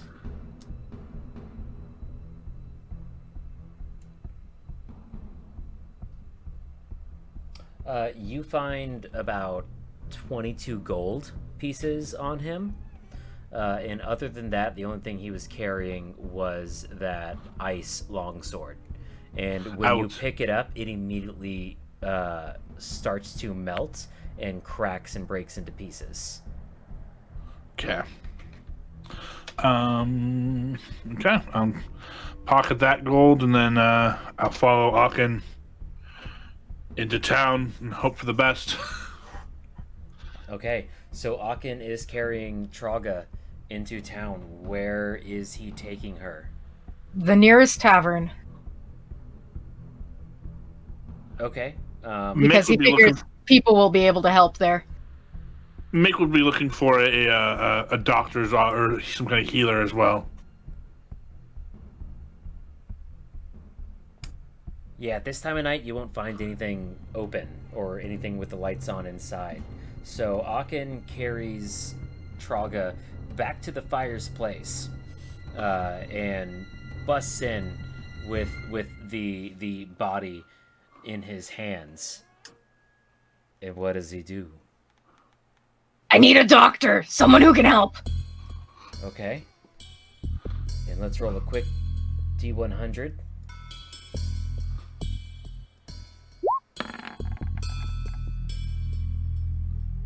A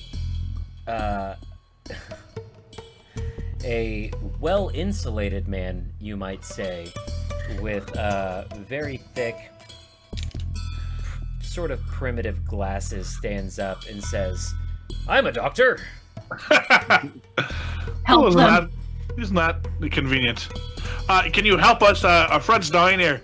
Oh, well, let's see. And he starts walking up to you and, adjusts his glasses, takes them off, rubs them on his lab coat that he wears all the time, forever, because he's a doctor. And walks up and says, let's see, what appears to be the problem here? Oh, we were out scuffling with a serial killer and she got stabbed. It was a long sword wound to my abdomen. Yes, I can see that. It's quite clear just by looking at it right here. Oh, I'm glad you're a professional. Yes, she appears to be dying from this. Can you help her? Oh, yes, of course I can. I am, after all, a doctor. Look, by all means. Anyway, I'm gonna need you to go and get some boiled water from the kettle. Not for tea. Mick runs. I'm gonna need you to go and get some sinew from the fur traders right over there. And I just happen to have a sewing hook right here. And then we can get to work. Of all the strangest of places, this is the most convenient. Thank you for the boiled water, and I'll run back with the boiled water. Auken is Trahlga, going to glare at Give me a Heinrich. death saving throw. That sounds right. Heinrich's just like, what should I do? I don't know what to Go do. get the sinew! Oh, okay. And One successful save just means you're stable, right? Not your conscious. I continue to be stable. Yeah, no, I have to Okay. get 3 successful to just be stable, and I'm still not conscious, I don't think. Correct. Okay. Just not dying anymore. So yeah, who runs and gets the boiled water, and who runs and gets the sinew? Heinrich goes to get the sinew. Make it the boiled water. And Auken's gonna clear off a table to set Trahlga on top of. Okay, so Auken walks up to a table And just filled shove with everything people. off. Auken walks up to a table that has a bunch of people sitting on it, right next to a table that's mostly empty, and just stands and stares at them intimidatingly without saying anything until Roll they that all just intimidation. politely grab their things and leave. Clearing off the table without any force whatsoever. And the rest of you come back with the sinew and the boiled water. And the doctor takes the sinew, threads it through the needle, and then dips the needle and the sinew through the boiling water. And says, Yes, that should do. And begins to get straight to work on Trahlga, stitching up that wound right before you guys as she's just bleeding all over this table. And after about 15 tense minutes, the doctor pulls the needle and the string, the sinew taut, and says, who has a knife? He's I'll just pull out gonna. a dagger. I'll pull out a dagger and be like, I got it. Okay, one quick cut right here. All right, and she's all patched up. She needs some good rest, good food, and some good mead. In Well, a strange language, Auken will say something. He just left good meat. What did I hear Auken say? Not in giant. Oh. What? Well, we just left good meat, but I'm sure there's some decent meat here. But she's going to live? She's fine. She's stable. She'll make it. As long as she gets some rest and some food and stay hydrated out there. It's really easy because there's snow literally everywhere. That's fair. Innkeep, how much for a couple of rooms for the evening? Sorry about the table. Auken, can you clean that? And at this point, Trahlga is starting to come to at 1 HP. I feel around at my stomach knowing that I had a wound there, and I look at it and go, that's not that good, and I slap myself and do cure wounds. And I start pulling the stitches out. Oh, you're bloody. Look at you. Oh, self-bandage. You should thank this lovely man here and buy him a mead for saving your life. I kind of drop the stitches in his lap, and I go, a fishing hook? Really? You know, that's not the right kind of hook for this job, friend. He said he You was a work with doctor. what you've got. You're Yeah, well, welcome. Yes. Well, Oh, I'm very grateful. I would have healed Do I you sound myself. sarcastic? It's hard for me to tell. I would have healed you myself, but I had to put the man to sleep, and I can't cast these spells anymore. I ran out of spells. I could have taken him. Well, he was running away. I mean, I would have had him down with an arrow. Would you? Well, if it costs Maybe. one less life for someone this day than it must, then it worked out for the better. But now you owe me drinks, at least for the next week. And I sit up. That's to be honest with you. I mean, we did save your life, but why don't we get a room and take a rest? And let's not think about the consequences of our actions. You're definitely going to have to buy me a drink if you want to get a room and not think about the consequences of our actions.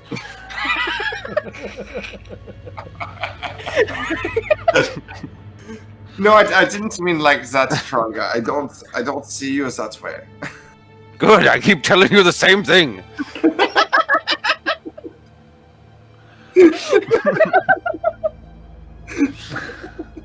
I'm gonna look at Auken and be like, from a professional's point of view, we should probably go back and make sure the body isn't around for her employer to find in the morning.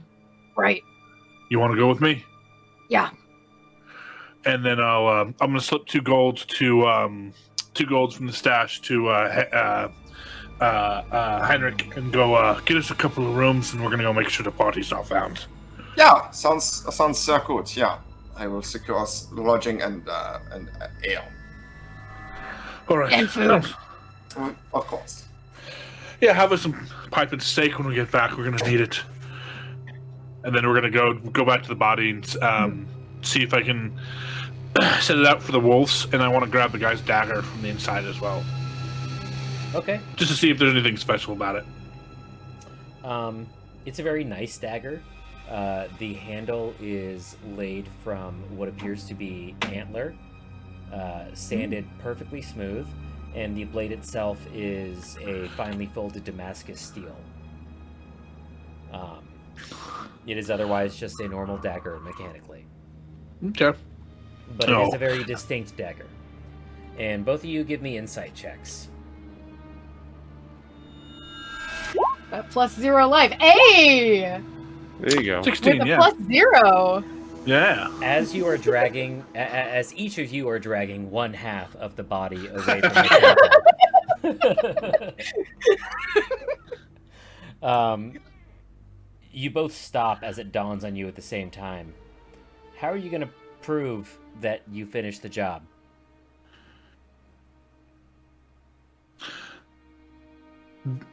I'm gonna search on him one more time and see if he has anything that's like identifying other than the dagger. Nope, just the dagger. You Wait, need to Mike, go I'm to that sure you're base. going to be really happy with the thing that I'm about to suggest. What do you have in mind? I assume it's going to be Auken's taking going his face to- off. Sort of. Tearing his face off. I don't have a small enough knife for that, without having to borrow it from Mick. No, I'm gonna draw my great axe and decapitate him As you do.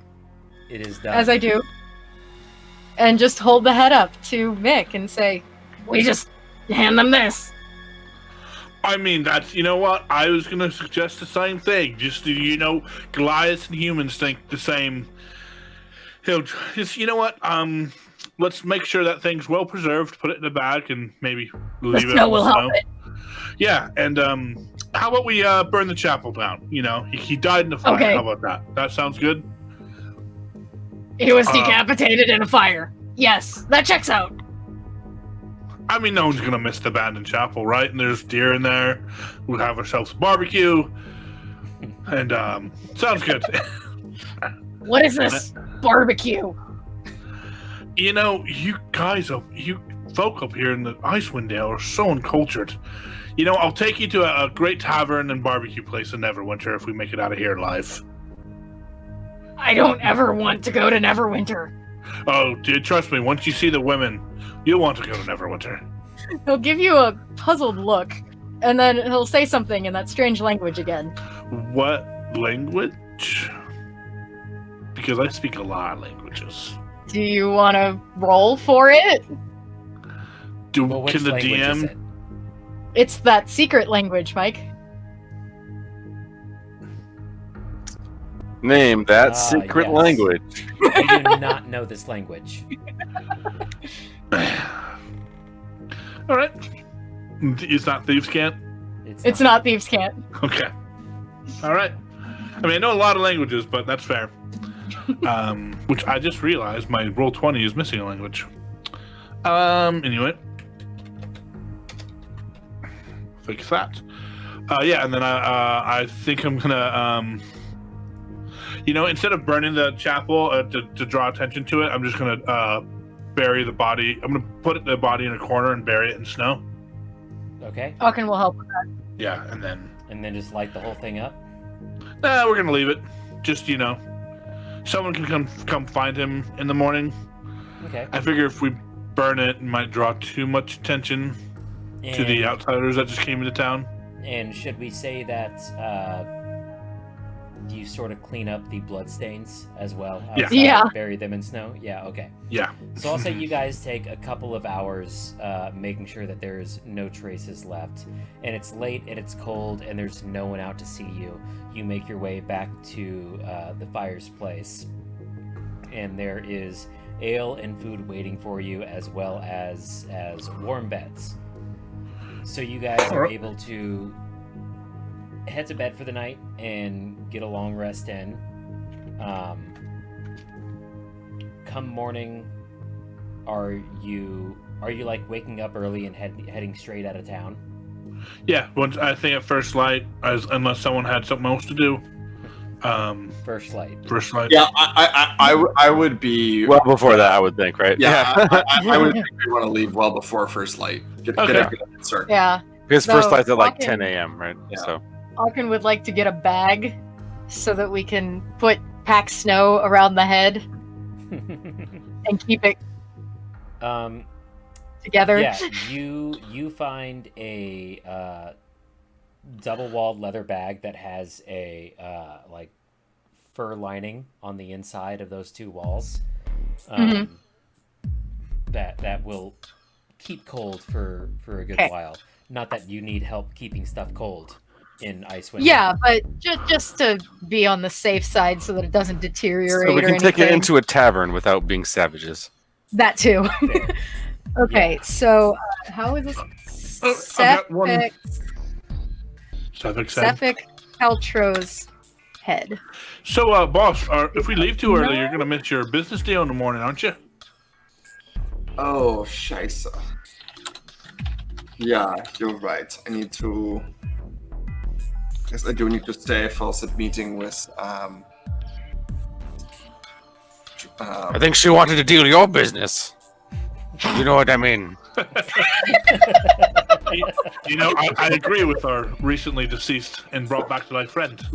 Yeah, well, I'm not interested, okay. But I Well, then what are we sticking around for?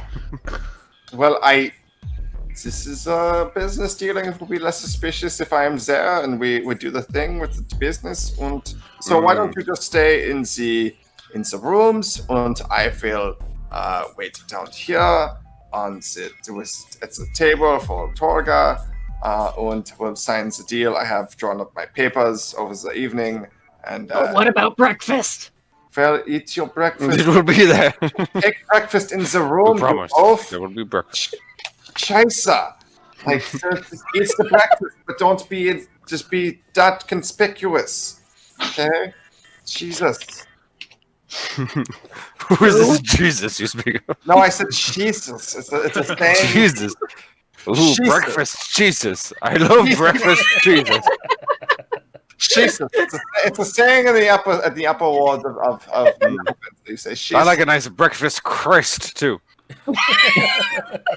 No, Jesus is not breakfast. It's like a saying of like, it's of exasperation with someone who's far less intelligent than you are. I like a nice crusty. As you might say, one who collects too many cheeses without knowing what they are.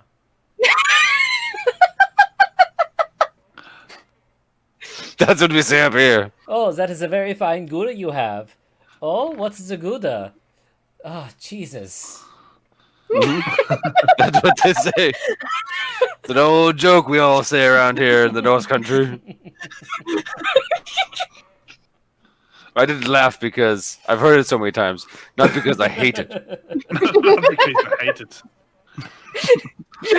Oh my god. Cool. During that meeting, Mick would be hanging in one of the booths, keeping an eye on Heinrich and the Trahlga.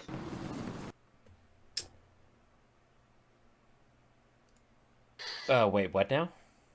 So, Trahlga and Heinrich were supposed to have a meeting in the morning to sign the papers of the contract. Oh, right, okay. And they don't want us to leave because it looks suspicious that we killed a dude and then left town and missed a meeting that we were supposed to show up to. Okay. How much time is Heinrich spending to prepare papers? Well, so I would have after they went to go clean up the murder site, I would have spent the evening preparing my contract. Okay. And I assume your contract just contains all the things that the two of you talked about. Yeah, basically, yeah. Payable upon the specified circumstances. Yes, precisely. Awesome. Yeah, you put that together as they deal with both parts of the corpse. 3 parts of the corpse. It's 3 now. It was 2. You left to deal with 2 parts of a corpse. That was the problem-solving situation. We got the magic hands. When 2 becomes 3, the problem becomes... Graves, this is what happens when you let me play barbarians. I thought you learned this.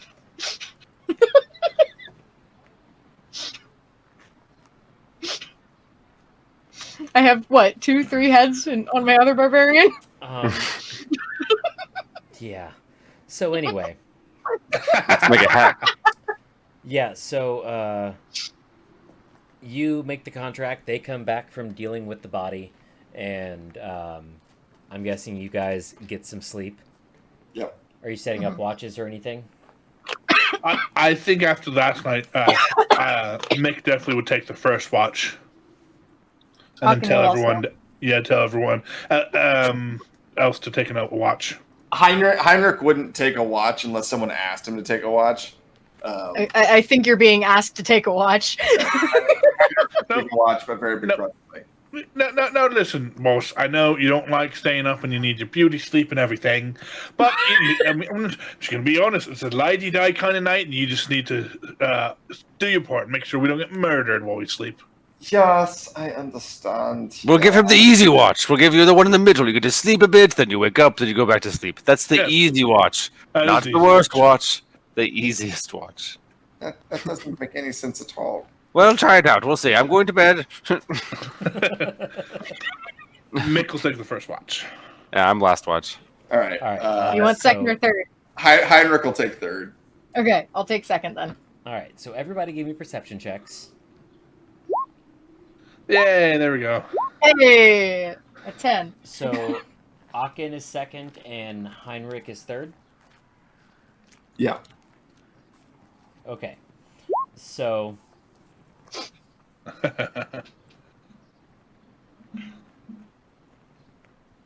Not 20, that last watch. There you go. Boom. Auken and Heinrich both notice out the window, right around midnight, the sky lights up with a brilliant aurora. Colors ranging from green to red to purple to blue. It's a beautiful sight. And Trahlga notices on her watch the sort of final sparks of it in the night sky before they disappear in the morning. I make notes of it as the best that I can because it is like an astral event. And something I could roll like Arcana on to like have some sort of sense of what is going on now that I've seen it twice. Do you want me to roll Arcana with my -1 intelligence? Oh, Auken saw that. I'm sorry. I I confuse. Well, so Auken, Heinrich, and Trahlga. And Trahlga. all saw that. I did. That's what I was thinking. Is that I just saw I saw it again, and before they were just interested in it, sort of like, oh, what a strange thing, and now they've seen it multiple times. I saw They're it kind with of a like, 9. I got a 20. Oh, I got a no, natural 20. Mick was first watch, correct? Correct. Mhm. Yeah, so even with that roll, Mick didn't see anything. Heinrich saw the lights, but that's it. And then Trahlga saw just the last vestiges. Correct.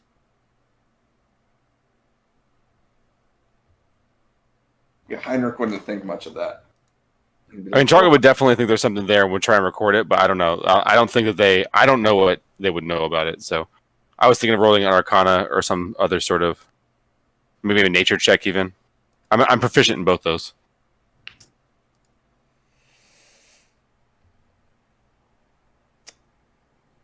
Yeah, give me either one. All right. I like nature because that seems more on tone. Not great. Okay. You've seen the aurora many times in your life.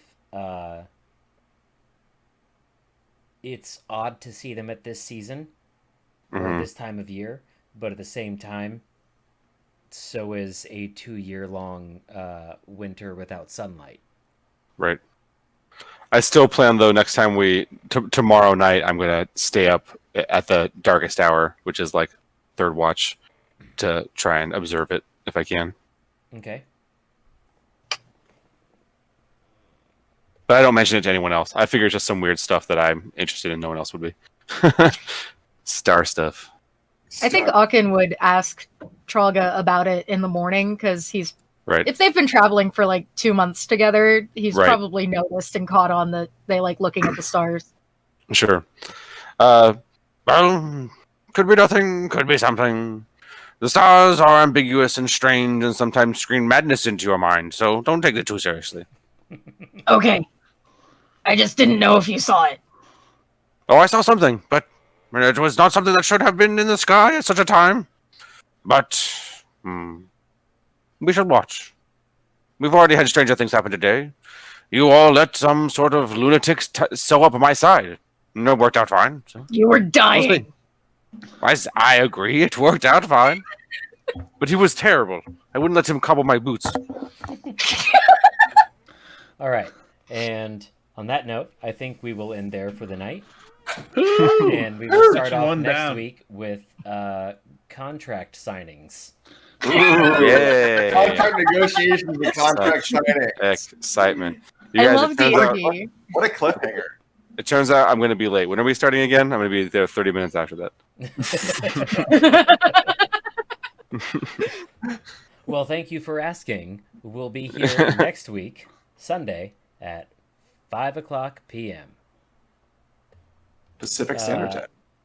Pacific Standard Time. Thank you all for joining us and hanging out and watching us take this horror game super seriously.